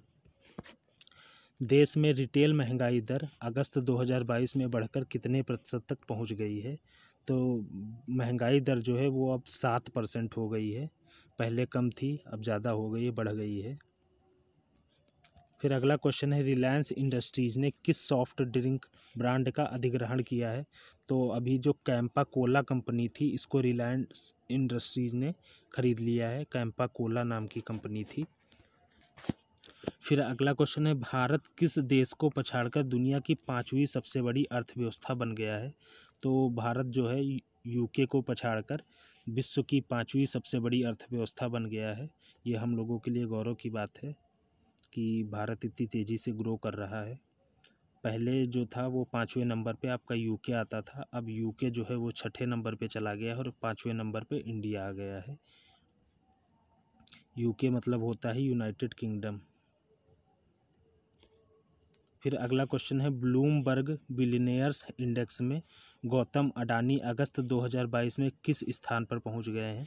तो ये अगस्त 2022 का डाटा है, इसके अनुसार तो ये तीसरे स्थान पर हैं बिलियनियर्स की सूची में, लेकिन वर्तमान में ये दूसरे स्थान पर पहुंच गए हैं। विश्व के दूसरे सबसे धनी व्यक्ति इस समय जो है वो गौतम अडानी हैं। फिर अगला क्वेश्चन है, वित्त वर्ष 2022-23 में पहली तिमाही में भारत की जीडीपी विकास दर कितनी रही है? तो पहली तिमाही जो है उसमें भारत की जीडीपी है वो 13.5% रही है। और भारत ने अगस्त 2022 को किस देश में यूपीआई से पेमेंट करने के लिए वहाँ की कंपनी पे एक्सपर्ट के साथ एमओयू साइन किया है? तो यूपीआई जो है भारत अपना यूपीआई जो है भारत का ये ब्रिटेन में भी शुरू करने वाला है, तो इसके लिए इसने पे एक्सपर्ट नाम की कंपनी के साथ एग्रीमेंट किया है। ये ब्रिटेन में शुरू करने वाले हैं भारत में, भारत का यूपीआई। पेटीएम का नया एमडी एंड सीईओ किसे चुना गया है? तो पेटीएम के एमडी और सीईओ कौन है इस समय? तो विजय शेखर वर्मा है, और इन्हें दोबारा चुना गया है। पहले भी यही थे और दोबारा फिर से इन्हीं को चुन लिया गया है, क्योंकि ये काफ़ी अच्छा काम कर रहे हैं। आप लोग देख रहे हैं पेटीएम काफ़ी बड़ा ब्रांड बन चुका है। फिर अगला क्वेश्चन है, यूएन के अनुसार भारतवर्ष 2021 में डिजिटल मुद्रा रखने में कौन से स्थान पर रहा है भारत? तो भारत जो है डिजिटल मुद्रा रखने में 7वें स्थान पर रहा है, और भारत में 7.3% लोगों के पास डिजिटल मुद्रा है। अभी लॉकडाउन में जो है ये डिजिटल करेंसी का चलन ज़्यादा हो गया था, फिर अब डाउन हो गया है, लेकिन लॉकडाउन के टाइम ये डिजिटल करेंसी ज़्यादा इंडिया में चल रही थी। लोग फ्री थे उस टाइम। क्रिप्टो करेंसी जो है ये सब आप लोगों की डिजिटल करेंसी में ही आती है। तो 7वें स्थान पे है डिजिटल करेंसी के मामले में इंडिया हमारा। फिर अगला क्वेश्चन है, केंद्रीय मंत्रिमंडल ने बीएसएनएल के पुनरुद्धार के लिए जुलाई में कितने रुपए के पैकेज को मंजूरी दी है? तो बीएसएनएल के पुनरुद्धार के लिए केंद्र सरकार ने 1.64 लाख करोड़ रुपए की मंजूरी दी है बीएसएनएल कंपनी के लिए। फिर अगला क्वेश्चन है, केंद्र सरकार बैंक बोर्ड ब्यूरो का नाम बदलकर क्या रखा है? केंद्र सरकार ने बैंक बोर्ड ब्यूरो का नाम बदलकर, तो इसका नाम बदलकर कर दिया गया है financial services institution bureau, FSIB, ये इसका फुल फॉर्म है। तो जो बैंक बोर्ड ब्यूरो था उसका नाम बदल के FSIB कर दिया गया है। फिर अगला क्वेश्चन है, नीलांचल इस्पात निगम लिमिटेड को निजी हाथों में सौंपा गया है, तो किस कंपनी को ये सौंपा गया है नीलांचल इस्पात लिमिटेड? तो ये आपका टाटा स्टील कंपनी को दे दिया गया है। फिर अगला क्वेश्चन है, वर्ल्ड बैंक ने भारत की आयुष्मान भारत स्कीम के लिए कितने रुपए के लोन की मंजूरी दी है? तो आयुष्मान भारत स्कीम के लिए वर्ल्ड बैंक ने इंडिया को $1 बिलियन का लोन दिया है। वर्ष 2021-22 में उत्तर प्रदेश को पछाड़कर सबसे ज़्यादा चीनी उत्पादन करने वाला राज्य कौन सा बन गया है? तो उत्तर प्रदेश पहले चीनी के मामले में सबसे आगे था, प्रथम था पूरे भारत में, लेकिन अब महाराष्ट्र जो है वो प्रथम राज्य बन गया है चीनी के उत्पादन में, क्योंकि उत्तर प्रदेश में गन्ना तो होता है, लेकिन अब उत्तर प्रदेश में गन्ने से जो एथेनॉल है, एथेनॉल बनाया जाने लगा है, तो इसकी वजह से चीनी का जो प्रोडक्शन है वो कम हो गया है, और महाराष्ट्र जो है चीनी के उत्पादन में प्रथम हो गया है। फिर अगला क्वेश्चन है, जून 2022 में धान की कीमत MSP में कितनी वृद्धि की गई है? तो जो धान है उसका MSP, अभी आप लोगों को पता होगा कि धान की फसल कटने वाली है, तो गवर्नमेंट द्वारा इसका MSP डिसाइड किया जाता है। तो MSP जो है इसका डिसाइड किया गया है, और इसमें पिछले बार की MSP से 100 रुपये की वृद्धि की गई है। पिछली बार इसका जो MSP था वो 1940 रुपये था, और इस बार 100 रुपये बढ़ाकर 2040 रुपये कर दिया गया है। PM ने आज़ादी के अमृत महोत्सव के तहत कितने रुपए के नए सिक्के जारी किए हैं? तो 1 रुपये का, 2 रुपये का, और 5, 10 और 20, ये इतने प्रकार के नए सिक्के जारी किए हैं आज़ादी के अमृत महोत्सव के दौरान। भारत ने वित्त वर्ष 2021 में कितना प्रत्यक्ष विदेशी निवेश हासिल किया है?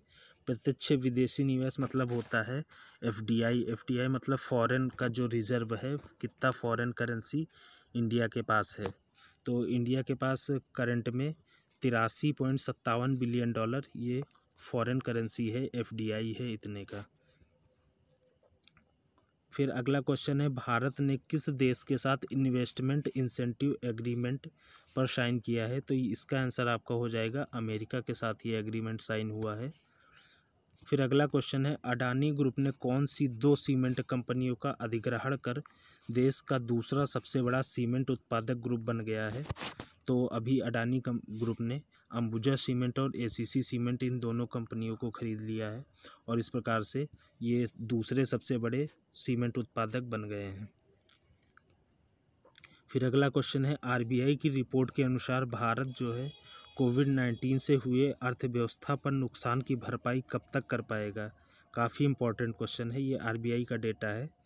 तो आरबीआई के अनुसार जो है कोविड-19 से जो भारत की इकोनॉमी में नुकसान हुआ है तो उसकी भरपाई कितने दिनों में हो पाएगी?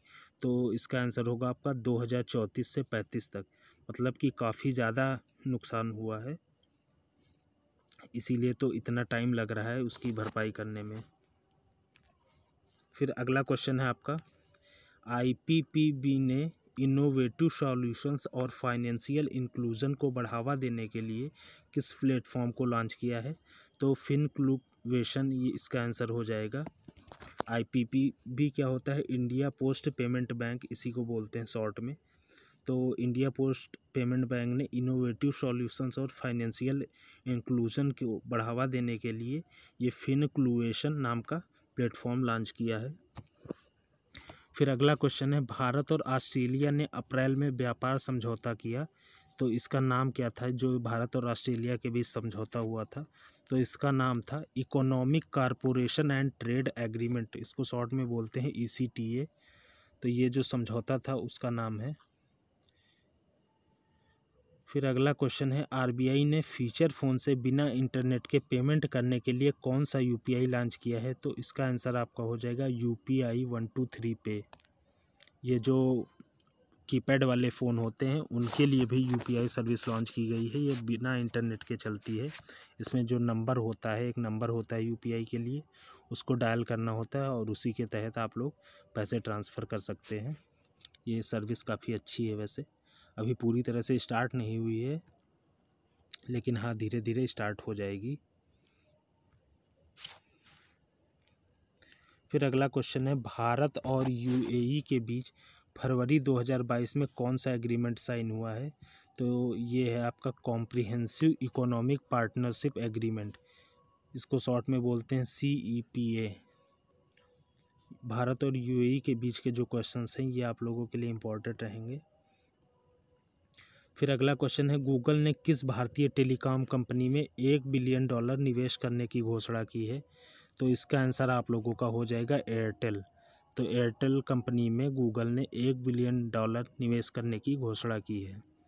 फिर अगला क्वेश्चन है, केंद्र सरकार ने एयर इंडिया का मालिकाना हक टाटा ग्रुप की किस कंपनी को सौंपा है? तो अभी आपने सुना होगा कि एयर इंडिया जो है वो टाटा कंपनी को सौंप दिया गया है, एयर इंडिया। तो एयर इंडिया जो है टाटा की कौन सी कंपनी को सौंपा गया है? तो उसका नाम है टेलेस प्राइवेट लिमिटेड। काफ़ी इम्पोर्टेंट क्वेश्चन है ये। फिर अगला क्वेश्चन है, भारत को साल 2022 के अंत तक कितना विदेशी कर्ज चुकाना है? तो इसका आंसर हो जाएगा आप लोगों का $256 बिलियन का विदेशी कर्ज साल के 2022 में भारत को चुकाना है। केंद्र सरकार ने किस निजी टेलीकॉम कंपनी के 35.8% हिस्से का मालिक बनने का फैसला किया है?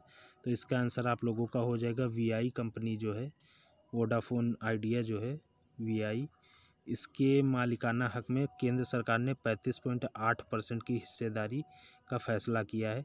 ऐसा इसलिए किया है क्योंकि वैसे तो केंद्र सरकार खुद ही अपनी चीज़ें बेच रही है, लेकिन इसमें क्या हुआ कि ये जो VI कंपनी थी इसका पैसा जो था बहुत ज़्यादा बाकी था गवर्नमेंट के ऊपर, तो ये पैसे दे नहीं पा रहे थे। तो गवर्नमेंट ने सोचा कि पैसे तो मिलेंगे नहीं, तो किसी तरह से निकालना तो है ही, तो इन्होंने सोचा कि VI के साथ चलिए पार्टनरशिप कर लेते हैं। तो इसीलिए इन्होंने 35.8% हिस्से का मालिक बनने का फैसला किया है गवर्नमेंट ने।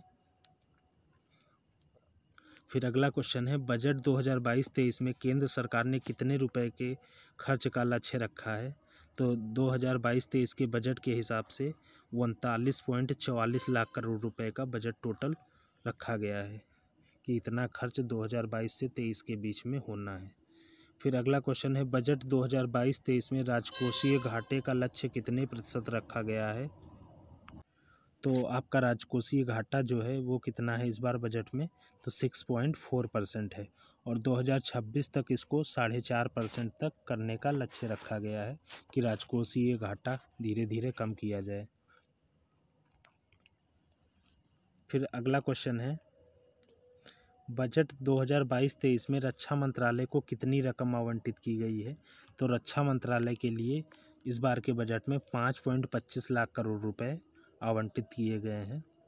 ये रक्षा मंत्रालय का बजट है। फिर अगला टॉपिक देखते हैं, इम्पोर्टेंट इवेंट्स को लेके है अगला टॉपिक। तो सबसे पहला क्वेश्चन इसमें क्या है, G30 शिखर सम्मेलन 2023 की मेज़बानी कब और कहाँ होगी? तो G30 में इसको बोल गया, ये G20 लिखा हुआ है। G20 शिखर सम्मेलन 2023 की मेज़बानी कब और कहाँ होगी? तो G20 शिखर सम्मेलन जो है वो सितंबर 2023 में होगा 2023 में। और कहाँ होगा? तो ये नई दिल्ली में होगा 2023 में G20 होगा। फिर अगला क्वेश्चन है, G20 शिखर सम्मेलन में भारत द्वारा कितने अतिथि देशों को आमंत्रित किया गया है? तो G20 में भारत द्वारा 9 देशों को आमंत्रित किया गया है और भारत इसकी मेज़बानी करेगा 2023 में। कौन कौन से 9 देश हैं ये भी आप लोग जान लीजिए, वैसे इतना इम्पोर्टेंट नहीं है। बांग्लादेश, मिस्र, Mauritius, Netherlands, Nigeria, Oman, Singapore, Spain और UAE, ये 9 देश हैं, इनको भारत ने G20 में आमंत्रित किया है अतिथि के रूप में। फिर अगला क्वेश्चन है, किस शहर में आयोजित वर्ल्ड डेयरी समिट का उद्घाटन PM मोदी ने किया है? तो ये ग्रेटर नोएडा में किया गया है वर्ल्ड डेयरी समिट का उद्घाटन। फिर अगला क्वेश्चन है, India international sea food show 2023 की मेज़बानी कौन सा शहर करेगा? तो सी फूड शो का जो उद्घाटन है ये कोलकाता में किया जाएगा 2023 में। फिर नेक्स्ट टॉपिक की बात करते हैं। तो अगला टॉपिक जो है आपका, ये बहुत ही इम्पोर्टेंट टॉपिक है, ये हर पेपर में इससे क्वेश्चंस भर भर के पूछे जाते हैं। और ये टॉपिक है आपका स्पोर्ट्स से रिलेटेड, खेल से रिलेटेड। इससे बहुत ज़्यादा टॉपिक्स से क्वेश्चन पूछे जाते हैं और काफ़ी बड़ा टॉपिक भी है आपका ये, इससे बहुत सारे क्वेश्चंस बनते हैं। तो जो इम्पोर्टेंट है वो हम लोग देखते हैं। पहला क्वेश्चन है आपका, एशिया कप 2022 किस देश ने जीता है? तो अभी ये एशिया कप हाल ही में हुआ है, आपने सुना होगा। तो इसमें जो फाइनल है वो श्रीलंका ने जीता है। और किसको हरा के जीता है? तो पाकिस्तान को हराया था श्रीलंका ने, और इंडिया तो इसमें पहले ही बाहर हो गई थी। फिर अगला क्वेश्चन है, US ओपन 2022 में पुरुष एकल का खिताब किसने जीता है? तो US ओपन में मेंस सिंगल का जो खिताब है वो किसने जीता है? तो कार्लोस अल्कराज ने जीता है। और महिला एकल का खिताब किसने जीता है? तो महिला एकल का खिताब इगा स्विटेक ने जीता है। ये US ओपन और फ्रेंच ओपन, विंबलडन ओपन, ये सब आप लोगों के हर पेपर में पूछे जाते हैं, तो इनको आप लोग ध्यान से पढ़िएगा और काफ़ी कंफ्यूजिंग भी होते हैं। फिर अगला क्वेश्चन है, महान खिलाड़ी सेरेना विलियम्स ने खेल से संन्यास लेने का ऐलान किया है, वह किस खेल से संबंधित थी? तो इसका आंसर हो जाएगा आपका टेनिस। फिर अगला क्वेश्चन है, राजीव गांधी ग्रामीण ओलंपिक खेल किस राज्य में आयोजित किया गया है? तो इसका आंसर आप लोगों का हो जाएगा राजस्थान। राजीव गांधी ग्रामीण ओलंपिक खेल है, ये काफ़ी इंपॉर्टेंट क्वेश्चन है आप लोगों का। फिर अगला क्वेश्चन है, केंद्रीय मंत्री ने अगस्त 2022 में भारत के स्वतंत्रता संग्राम पर आधारित ऑनलाइन शैक्षिक गेम्स की श्रृंखला को लॉन्च किया है, इसका नाम बताइए। तो इसका नाम क्या रखा गया है? आज़ादी क्वेस्ट। फिर अगला क्वेश्चन है, सुमित अंतिल ने पैरा एथलेटिक्स में जैवलिन थ्रो का कितने मीटर का नया वर्ल्ड रिकॉर्ड बनाया है? तो इसका आंसर आपका हो जाएगा 68.62 मीटर। ये सुमित अंतिल जो हैं ये पैरा एथलेटिक्स के चैम्पियन हैं। इन्होंने पैरा एथलेटिक्स में जैवलिन थ्रो जो है उसमें इन्होंने गोल्ड मेडल मिला था इनको। और जो नीरज चोपड़ा हैं उनको ओलंपिक में एथलेटिक्स में उनको भी जैवलिन थ्रो में मिला था, लेकिन उनको एथलेटिक्स में मिला था और इनको पैरा एथलेटिक्स, ये आप लोग ध्यान रखिएगा। फिर अगला क्वेश्चन है, पहली भारतीय पहलवान का नाम बताइए जिसने अंडर-20 वुमेन्स रेसलिंग वर्ल्ड चैंपियन का खिताब जीता है। तो इसका आंसर हो जाएगा अंतिम पंघाल। फिर अगला क्वेश्चन है, नॉर्थ ईस्ट ओलंपिक गेम्स 2022 की मेज़बानी भारत का कौन सा राज्य करेगा? तो नॉर्थ ईस्ट ओलंपिक 2022 की आयोजन जो है आप लोगों का मेघालय में किया जाएगा। फिर अगला क्वेश्चन है यूएफई वुमेंस चैंपियंस लीग में खेलने वाली पहली भारतीय फुटबॉलर कौन बनी है? तो इसका आंसर आपका हो जाएगा मनीषा कल्याण। फिर अगला क्वेश्चन है आपका 44वें फिडे चेस ओलंपियाड 2022 के शुभंकर का नाम बताइए। तो इसका शुभंकर क्या था? तो इसका शुभंकर है थम्बी। फिर अगला क्वेश्चन है 44वें फिडे चेस ओलंपियाड 2022 के दौरान देश के किस ब्रिज को शतरंज की तरह रंगा गया है? तो ये आपका नेपियर ब्रिज है। इसको शतरंज की तरह एकदम पेंट किया गया था, देखने में जैसे लग रहा था शतरंज का सरफेस होता है ब्लैक एंड वाइट, उसमें स्क्वायर बने होते हैं, उसी टाइप से इसको पेंट किया गया था इस ब्रिज को। और ये ब्रिज जो है आपका ये चेन्नई में पड़ता है और इसका नाम है नेपियर ब्रिज। गूगल पे आप लोग सर्च करके इसकी फ़ोटो देख सकते हैं।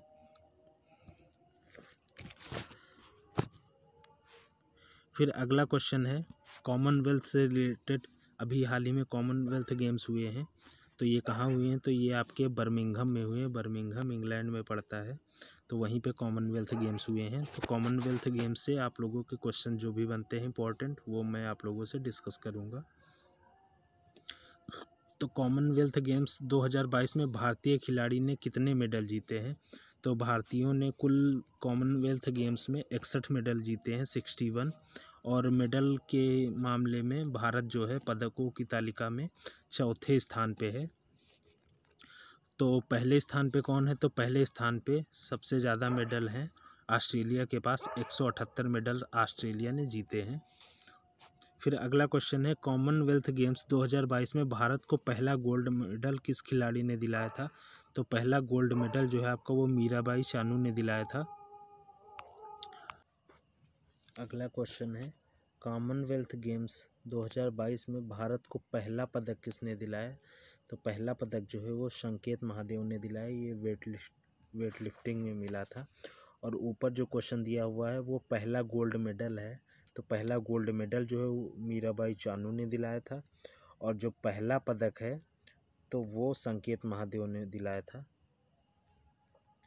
फिर उसके बाद क्वेश्चन है कॉमनवेल्थ गेम्स 2022 में किस खेल में भारत ने पहली बार गोल्ड मेडल जीता है? तो इस बार कौन सा ऐसा गेम था जिसमें भारत को गोल्ड मेडल मिला है पहली बार? तो उसका नाम है लॉन बाउल्स।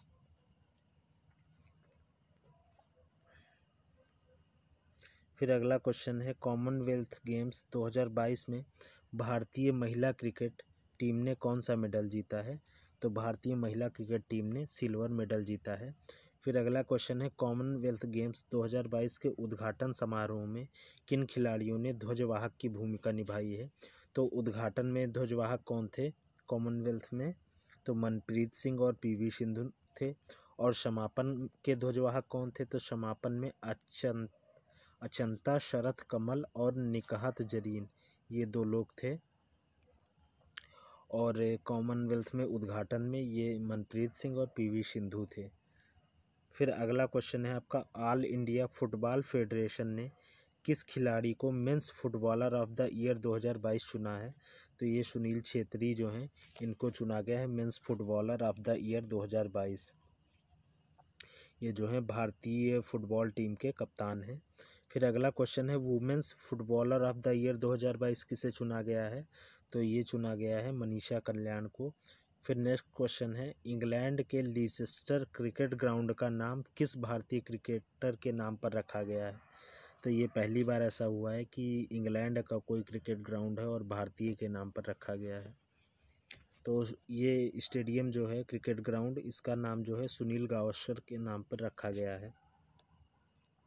फिर अगला क्वेश्चन है ISSF शूटिंग वर्ल्ड कप चॉन्गवान 2022 में भारत ने कितने पदक जीते हैं? तो ये ISSF जो है ये शूटिंग का वर्ल्ड कप है और इसमें भारत ने 15 पदक जीते हैं, जिसमें से 5 गोल्ड मेडल हैं। फिर अगला क्वेश्चन है वर्ल्ड मास्टर्स एथलेटिक्स चैम्पियनशिप 2022 में 94 वर्ष की किस भारतीय वयोवृद्ध महिला एथलीट ने गोल्ड मेडल जीता है? तो ये जो है वर्ल्ड मास्टर्स एथलेटिक्स है, जो ये वृद्ध लोगों का है, जो एजेड होते हैं उन लोगों का ये एथलेटिक्स है।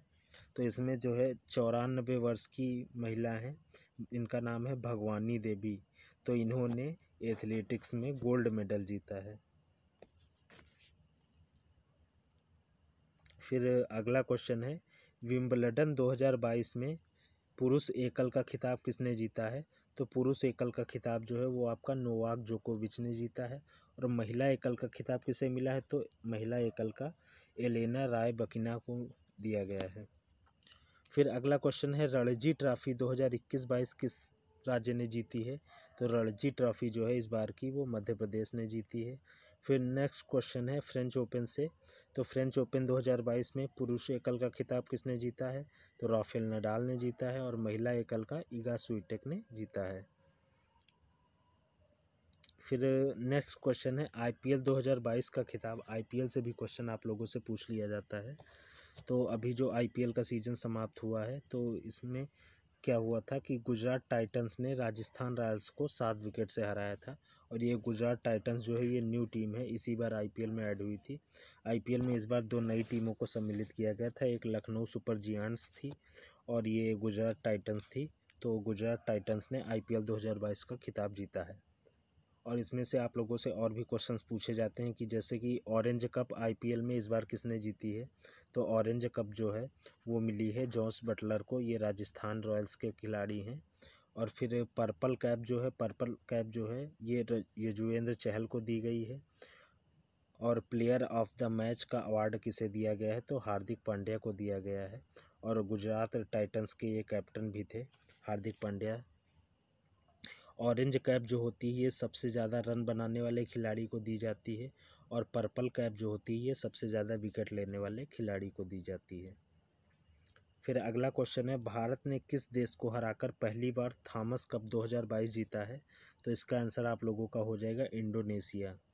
फिर अगला क्वेश्चन है, ऑस्ट्रेलिया ओपन 2022 से, तो ऑस्ट्रेलिया ओपन 2022 में पुरुष एकल का खिताब किसने जीता है? तो पुरुष एकल का खिताब जो है वो राफेल नडाल ने जीता है।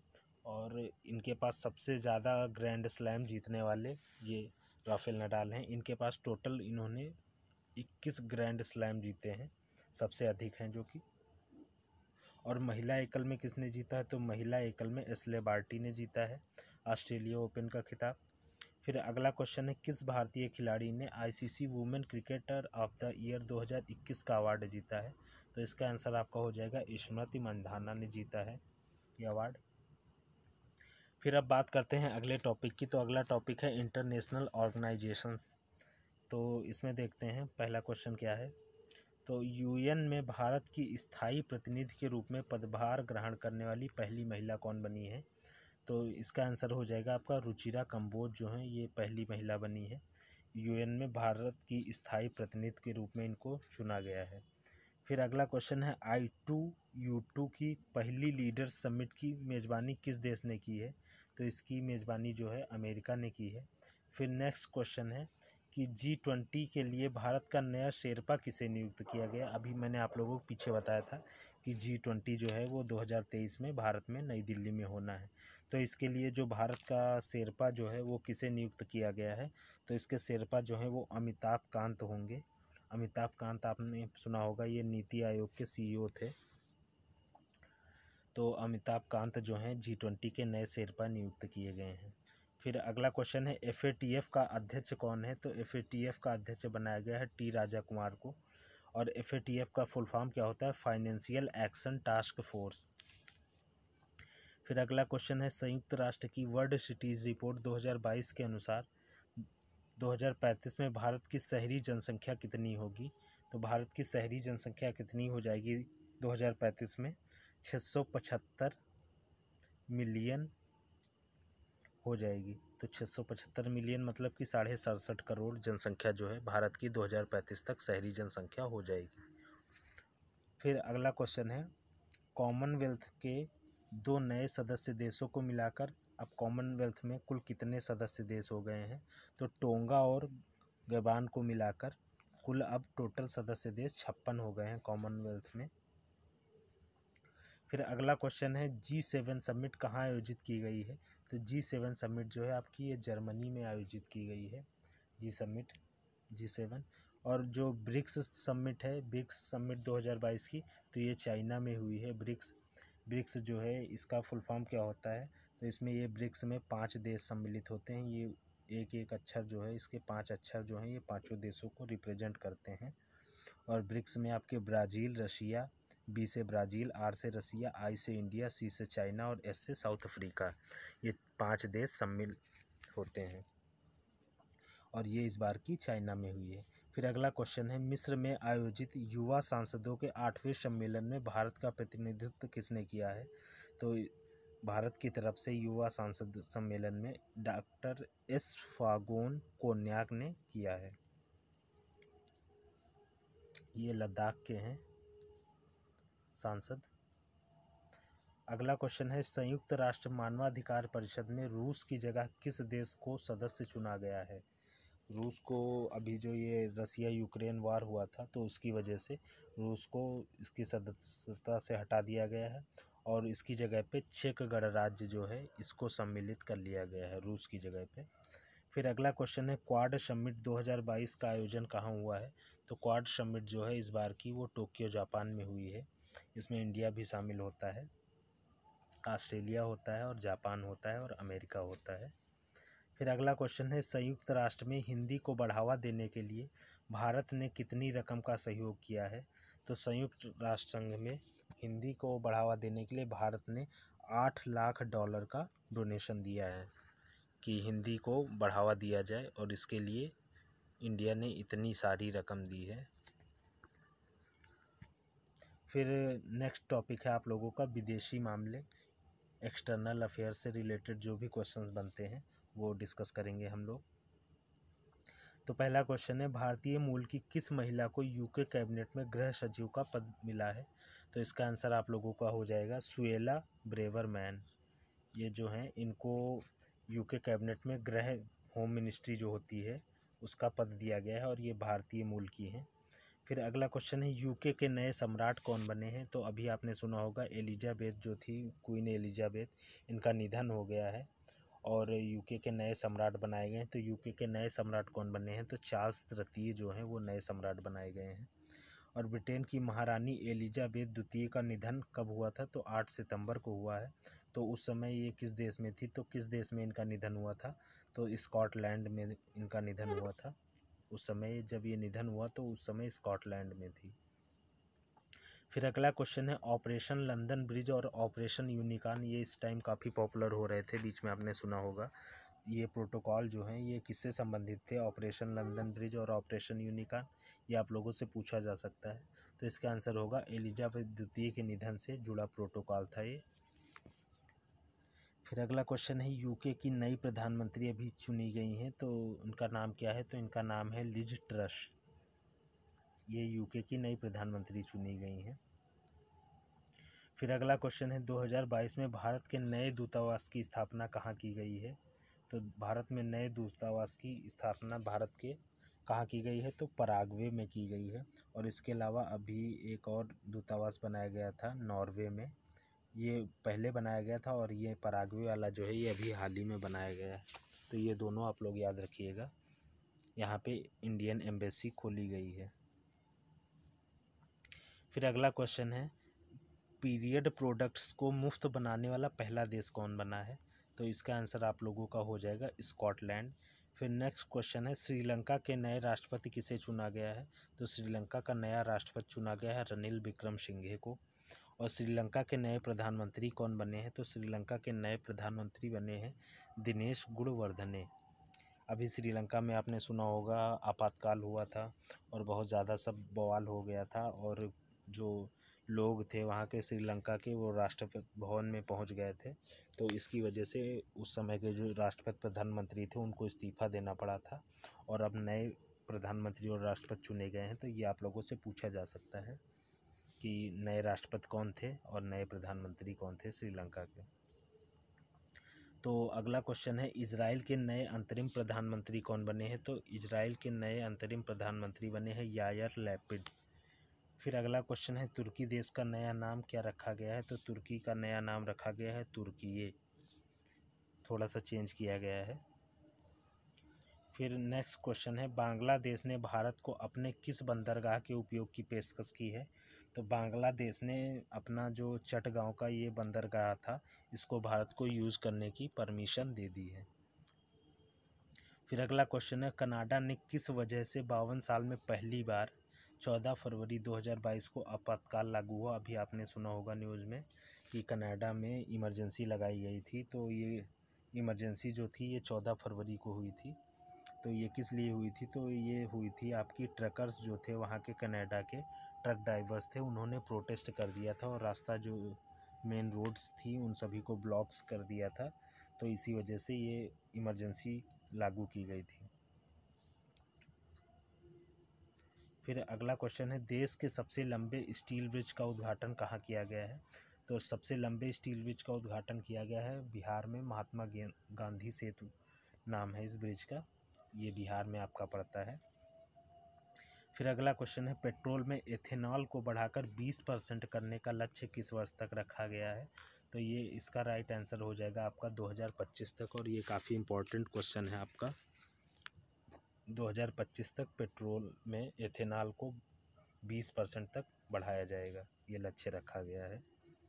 फिर अगला क्वेश्चन है, केंद्र सरकार ने राष्ट्रीय ग्राम स्वराज अभियान को किस वर्ष तक के लिए बढ़ा दिया है? तो इस योजना को केंद्र सरकार ने 2026 तक के लिए बढ़ा दिया है, ग्राम स्वराज अभियान को। फिर अगला क्वेश्चन, किस राज्य सरकार ने लोक मिलनी योजना शुरू की है? तो लोक मिलनी योजना जो है ये पंजाब सरकार द्वारा शुरू की गई है। और इस समय पंजाब के सीएम कौन बने हैं आप लोगों को पता होगा। तो पंजाब के सीएम बने हैं भगवंत मान। कौन बने हैं? आप लोगों से सीएम भी पूछे जाते हैं। जो नए सीएम अभी 4-5 स्टेट में, 5 स्टेट में जो चुनाव हुए थे, इन 5 स्टेट के आप लोग अच्छे से पढ़ के जाइएगा। स्टैटिक में मैं आप लोगों को करवा दूंगा कि कौन से सीएम किस राज्य के हैं। फिर अगला क्वेश्चन है, देश के पहले अमृत सरोवर का उद्घाटन कहाँ हुआ है? मोस्ट इम्पॉर्टेंट क्वेश्चन है और ये 100% आप लोगों के किसी न किसी शिफ्ट में आपको मिलेगा ज़रूर ये क्वेश्चन। देश के पहले अमृत सरोवर का उद्घाटन कहाँ किया गया है? तो ये आपका रामपुर में किया गया है, यूपी में। पहला अमृत सरोवर जो है इसका निर्माण रामपुर में किया गया है। पूरे देश भर में अमृत सरोवर का निर्माण किया जाना है, ये केंद्र सरकार की योजना है। तो उसी के तहत सबसे पहले रामपुर में इसका निर्माण किया गया है। फिर अगला क्वेश्चन है, किस राज्य सरकार ने लाडली लक्ष्मी योजना 2.0 लॉन्च की है? तो इसका आंसर आपका हो जाएगा मध्य प्रदेश। फिर अगला क्वेश्चन है, किस राज्य ने मुख्यमंत्री मितान योजना शुरू की है? तो इसका आंसर आपका हो जाएगा छत्तीसगढ़। फिर अगला क्वेश्चन है, पीएम ने WHO global centre for traditional medicine का शिलान्यास कहाँ किया है? तो इसका आंसर आपका हो जाएगा जामनगर, गुजरात में किया है। ये WHO का जो सेंटर है उसका शिलान्यास किया गया है गुजरात में, जामनगर में। फिर अगला क्वेश्चन है, भारत के किस दर्रे पर दुनिया की सबसे ऊंची और लंबी हाईवे सुरंग बनाई जाएगी? ये केंद्र सरकार ने फैसला लिया है। तो ये कहाँ पे बनाई जाएगी? तो सिंकुला पास जो है ये हिमाचल प्रदेश में पड़ता है। ये हिमाचल प्रदेश और लद्दाख को जोड़ता है, जम्मू को, सॉरी, हिमाचल प्रदेश और जम्मू को जोड़ता है। तो इसी पास में इस सुरंग का निर्माण किया जाएगा और ये दुनिया की सबसे ऊंची और सबसे लंबी सुरंग होगी। फिर अगला क्वेश्चन है, भारत में निर्मित पहले पैसेंजर विमान का नाम बताइए जिसने अप्रैल में कॉमर्शियल फ़्लाइट की उड़ान भरी? तो इसका आंसर हो जाएगा डोर्नियर DO-228। फिर अगला क्वेश्चन है, 2 ट्रेनों की टक्कर को रोकने की किस तकनीक का परीक्षण रेल मंत्री की मौजूदगी में किया गया है? तो अभी आपने सुना होगा ये जो कवच सिस्टम है ये रेलवे ने शुरू किया है। कवच सिस्टम में क्या होता है कि आमने सामने से जब 2 ट्रेनें आपस में आमने सामने आ जाती हैं तो वो ऑटोमेटिक अपने आप रुक जाएंगी, एक्सीडेंट इससे नहीं होगा। ये काफ़ी अच्छी टेक्नोलॉजी है। फिर अगला क्वेश्चन है, देश का पहला केबल रेल ब्रिज कहाँ बन रहा है? तो केबल ब्रिज तो आपने सुना होगा, कई सारे हैं इंडिया में, लेकिन केबल का जो रेल ब्रिज है ये कहाँ पे बनना है? तो ये आपका जम्मू कश्मीर में बनना है। ये अपने आप में पहला केबल रेल ब्रिज होगा इंडिया का। तो ये जम्मू कश्मीर में बनाया जा रहा है। फिर अगला टॉपिक है आप लोगों का रैंकिंग और सूचकांक से रिलेटेड। इंडेक्स जो हैं, इंडेक्स से भी आप लोगों को एक क्वेश्चन देखने को मिल जाएगा। तो चलिए देखते हैं। मानव विकास सूचकांक में भारत की कौन सी रैंक है? तो मानव विकास सूचकांक में भारत 132वें नंबर पे है, काफ़ी पीछे है भारत। फिर अगला क्वेश्चन है, NCRB की रिपोर्ट के अनुसार वर्ष 2021 में सभी तरह की दुर्घटनाओं में कितने लोगों की मौत हुई है, मतलब टोटल एक्सीडेंटल डेथ जो हैं वो कितनी हुई हैं 2021 में। तो इसका जो डाटा है, ये रिपोर्ट जो है ये कौन जारी करता है आपकी, तो ये रिपोर्ट जो है आपकी NCRB जारी करती है। NCRB मतलब होता है नेशनल क्राइम रिकॉर्ड ब्यूरो, राष्ट्रीय अपराध रिकॉर्ड ब्यूरो इसको हिंदी में बोलते हैं, उसी को NCRB बोलते हैं। तो इसने डाटा जारी किया है। तो वर्ष 2021 में टोटल एक्सीडेंटल डेथ जो है वो कितनी हुई थी, तो 3,97,530 ये डाटा दिया गया है। और इसमें से जो टोटल डेथ में से ट्रैफिक एक्सीडेंट की वजह से सबसे ज़्यादा डेथें हुई हैं। तो ट्रैफिक एक्सीडेंट में कितनी डेथ हुई है, तो टोटल का ये 43% जो डेथ है वो ट्रैफिक एक्सीडेंट से होती है। मतलब आप अगर अप्रॉक्स 4 लाख लेके चलें तो इसका 43% आप लोगों का लगभग 1,60,000 के आसपास बन जाएगा। तो समझ लीजिए सबसे ज़्यादा ट्रैफिक एक्सीडेंट ही होते हैं, उसी से सबसे ज़्यादा डेथ होती हैं। अगला क्वेश्चन है, NCRB की रिपोर्ट के अनुसार 2021 में भारत में कितने लोगों ने सुसाइड किया, और सुसाइड कितने लोगों ने किया, तो इसका आंसर होगा आपका 1,64,033 लोगों ने सुसाइड किया है। 2021 का आंकड़ा है ये। फिर अगला क्वेश्चन है, इंडिया इनोवेशन इंडेक्स 2021 के अनुसार भारत रिसर्च एंड डेवलपमेंट पर काफ़ी कम खर्च कर रहा है, और इसका प्रति व्यक्ति GERD बताइए। तो इसका जो प्रति व्यक्ति GRD है वो कितना होगा, तो $43 प्रति व्यक्ति जो है ये होगा। ये काफ़ी कम है, अमेरिका जैसे देशों में तो ये बहुत ज़्यादा है, इंडिया की अपेक्षा बहुत ज़्यादा है। फिर अगला क्वेश्चन है, हेनले पासपोर्ट इंडेक्स, ये जुलाई में अभी जारी की गई है हाल ही में। 3 महीने पे ये इंडेक्स आती रहती है और बदलती रहती है, तो ये सबसे लेटेस्ट है जुलाई की। तो इसके अनुसार जो भारत का स्थान है हेनले पासपोर्ट इंडेक्स के अनुसार, तो वो 87वां है, और इसमें जापान जो है वो नंबर 1 पे है आपका। फिर अगला क्वेश्चन है, इंडिया इनोवेशन इंडेक्स 2021 में शीर्ष राज्य कौन सा है, तो शीर्ष राज्य का जो है आपका कर्नाटक है, और ये नीति आयोग द्वारा जारी की जाती है रिपोर्ट इंडिया इनोवेशन इंडेक्स। और शीर्ष यूटी अगर आपसे पूछ लिया जाए तो शीर्ष यूटी आपका हो जाएगा चंडीगढ़। फिर अगला क्वेश्चन है, NIRF 2022 रैंकिंग। NIRF जो होता है ये जो हमारे कॉलेज यूनिवर्सिटीज़ और ये सब होते हैं इनकी रैंकिंग देता है कि कौन सा टॉप कॉलेज है। तो चलिए देखते हैं। तो 2022 की रैंकिंग के हिसाब से जो शीर्ष संस्थान है वो कौन सा है, तो IIT मद्रास जो है उसको शीर्ष इंस्टीट्यूट बोला गया है, चुना गया है। और फिर जो टॉप यूनिवर्सिटी कौन सी है, तो टॉप यूनिवर्सिटी चुनी गई है IISc बेंगलोर। और टॉप कॉलेज जो है आपका कौन सा है, तो टॉप कॉलेज आपका है मिरांडा हाउस कॉलेज दिल्ली का। और टॉप IIM किसे घोषित किया गया है, तो टॉप IIM जो है वो आपका IIM अहमदाबाद को घोषित किया गया है। तो ये टॉप यूनिवर्सिटीज़ की रिपोर्ट हो गई। फिर अगला क्वेश्चन आप लोगों का दिया हुआ है, ग्लोबल जेंडर गैप इंडेक्स 2022 के अनुसार भारत का कौन सा स्थान है, तो 135वां स्थान है। इसमें भी भारत काफ़ी पीछे है। फिर अगला क्वेश्चन है, UN की रिपोर्ट के अनुसार वर्ष 2021 में वैश्विक जीवन प्रत्याशा कितनी रही, तो ये इसका आंसर आप लोगों का हो जाएगा 71 वर्ष। वैश्विक जैविक प्रत्याशा मतलब जीने की जो औसतन उम्र है जीवन की वो कितनी थी 2021 में, तो वो 71 ईयर थी। ये UN का डाटा है, यूनाइटेड नेशंस का। फिर अगला क्वेश्चन है, UN की रिपोर्ट के अनुसार 2022 के अंत तक दुनिया की आबादी कितनी हो जाएगी 2022 में, तो इसका आंसर आप लोगों का होगा 8 अरब। 2022 तक UN के अनुसार दुनिया में टोटल आबादी 8 अरब हो जाएगी।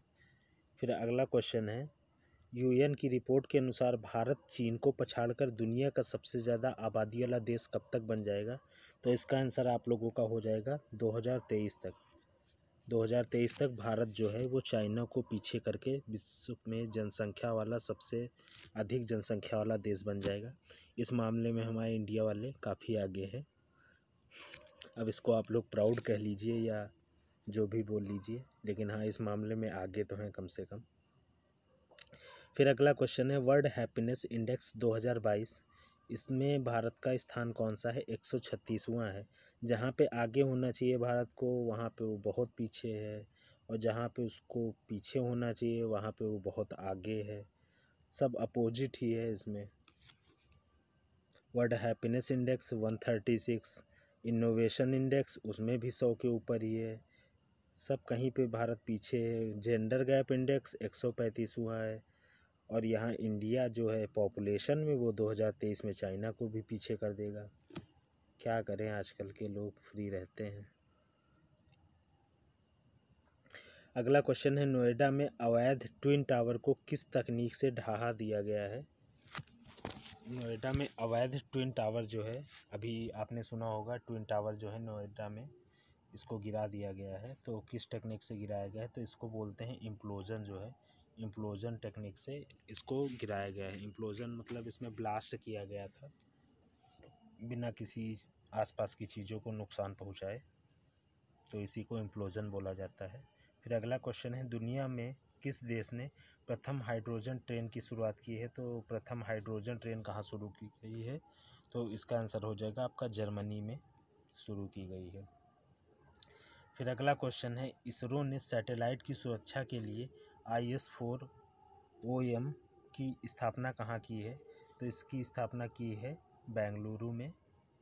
फिर अगला क्वेश्चन हो जाएगा आपका दुनिया का सबसे बड़ा बैक्टीरिया थियोमार्गरिटा मैग्निफिका किस देश में पाया गया है?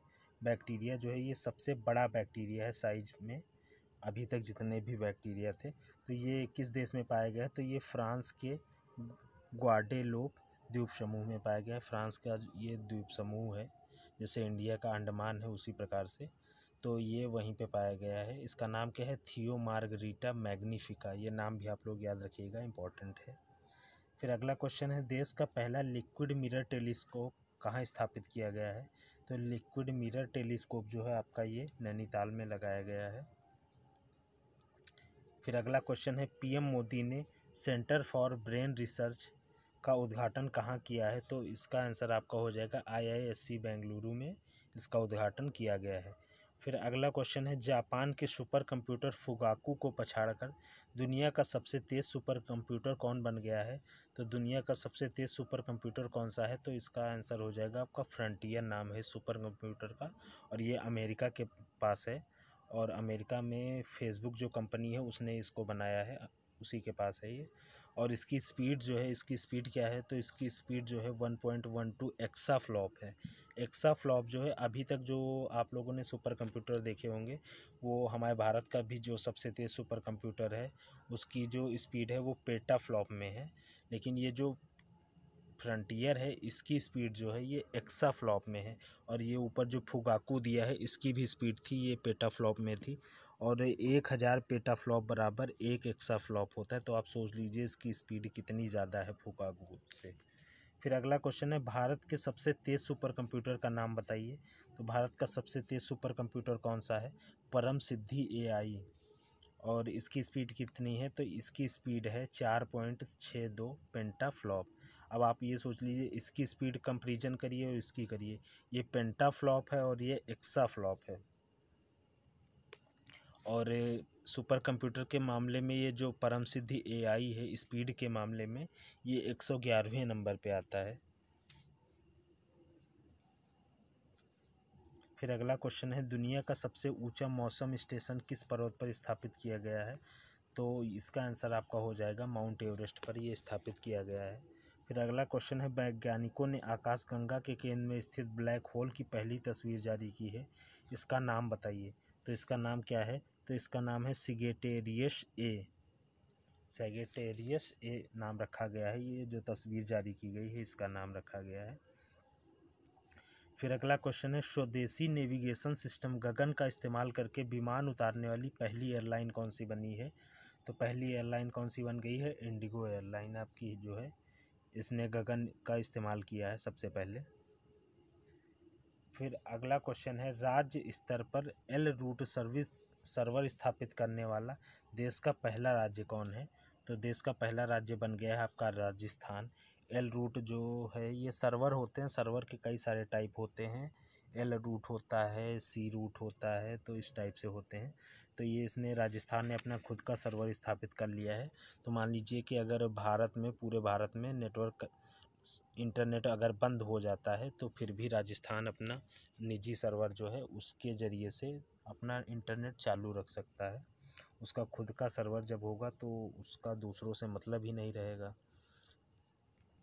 तो इस प्रकार से राजस्थान ने अपना एल रूट सर्वर स्थापित किया है और ये भारत का पहला राज्य है। फिर अगला क्वेश्चन है आपका चंद्रयान 2 है। चंद्रयान 2 में चंद्रमा के लूनर एक्सोस्फीयर पर कौन सी नोबल गैस का पता लगाया है? एक्सोस्फीयर जो होता है ये चंद्रमा की बाह्य परत जो होती है, बाहरी लेयर जो होती है उसको बोलते हैं एक्सोस्फीयर। तो एक्सोस्फीयर पर कौन सी नोबल गैस का पता लगाया है चंद्रयान 2 ने? तो ये आपकी हो जाएगी आर्गन गैस जो है इसका पता लगाया है। फिर अगला टॉपिक आप लोगों का है बुक्स एंड अथर्स। इससे भी आप लोगों को एक क्वेश्चन ज़रूर देखने को मिलेगा और ये बुक्स आप लोगों से हर एग्ज़ाम में पूछी जाती हैं। ऐसा नहीं कि सिर्फ इसी में पूछी जाती हैं, सब में पूछी जाती हैं।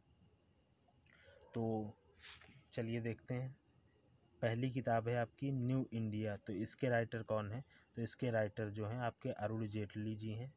और फिर अगली बुक दी है द इंडिया स्टोरी। तो इसके राइटर कौन है? तो बिमल जालान है।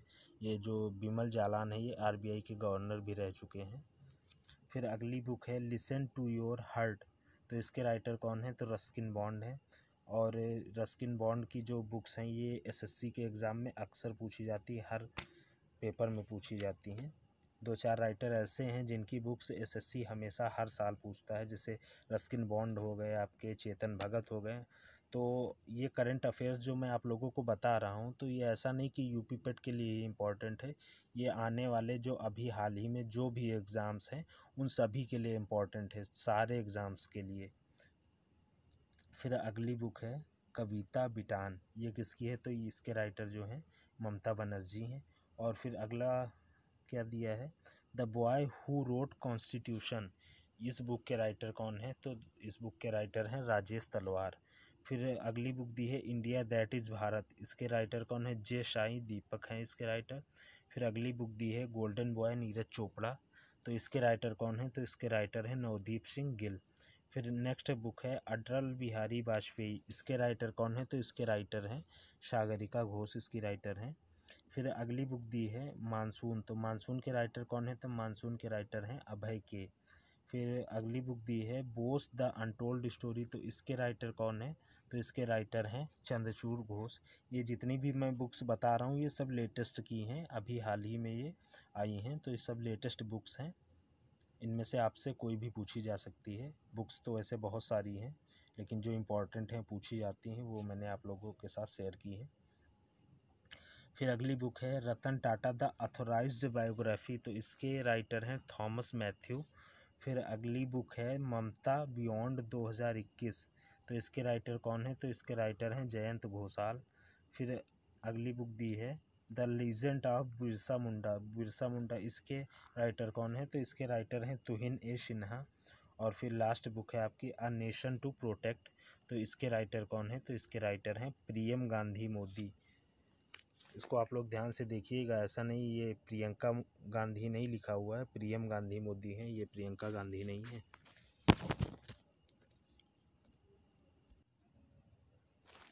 अब हम लोग आगे नेक्स्ट टॉपिक देखते हैं। तो अगला टॉपिक आप लोगों का दिया हुआ है निधन से संबंधित है।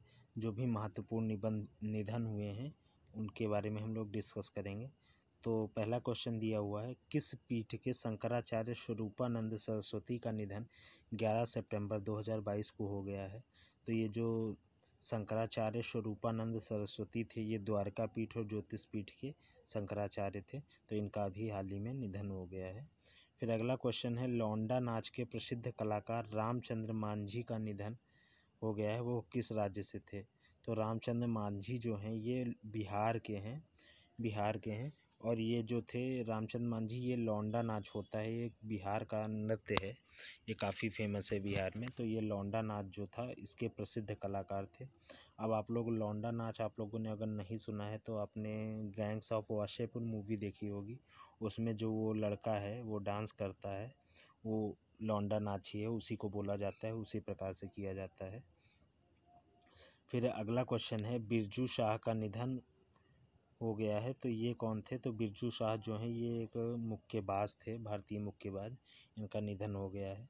फिर अगला क्वेश्चन है, साइरस मिस्त्री का निधन 4 सितंबर 2022 को एक सड़क दुर्घटना में हुआ, वह किस समूह के चेयरमैन रह चुके हैं? तो साइरस मिस्त्री आप लोग जानते होंगे, ये टाटा ग्रुप के चेयरमैन थे पहले, और इनका अभी 4 सितंबर को सड़क एक्सीडेंट में डेथ हो गई है इनकी। ये 4 व्हीलर से अपनी जा रहे थे BMW से, और उसी से एक्सीडेंट हो गया और उनकी डेथ हो गई, साइरस मिस्त्री। फिर अगला क्वेश्चन है, अभिजीत सेन का निधन हो गया, ये कौन थे? तो अभिजीत सेन जो है ये बहुत ही फेमस अर्थशास्त्री थे भारतीय, तो इनका निधन हो गया है। फिर अगला क्वेश्चन है, अमिताभ चौधरी का निधन हुआ है, तो अमिताभ चौधरी कौन थे? ये किस संस्था से जुड़े थे? तो ये BCCI से संबंधित थे अमिताभ चौधरी। फिर अगला क्वेश्चन है, शिंजो आबे की हत्या 8 जुलाई 2022 को हो गई, इन्हें भारत का कौन सा सम्मान मिल चुका है? ये क्वेश्चन आपका काफ़ी इम्पोर्टेंट है और ये कई एग्ज़ाम्स में पूछा भी जा चुका है। अभी ये SSC MTS के भी एग्ज़ाम में पूछा गया था। तो शिंजो आबे जो हैं ये कौन थे? तो ये जापान के प्रधानमंत्री थे शिंजो आबे, और इनको जो भारत का सर्वश्रेष्ठ सम्मान है पद्म विभूषण जो है उससे सम्मानित किया गया था। फिर अगला क्वेश्चन है, 2 बार एशियाई खेलों के स्वर्ण पदक विजेता हरिचंद्र का निधन हो गया, वह किस खेल से संबंधित थे? तो हरिचंद्र जो हैं ये दौड़ से संबंधित थे, इनका निधन हो गया है।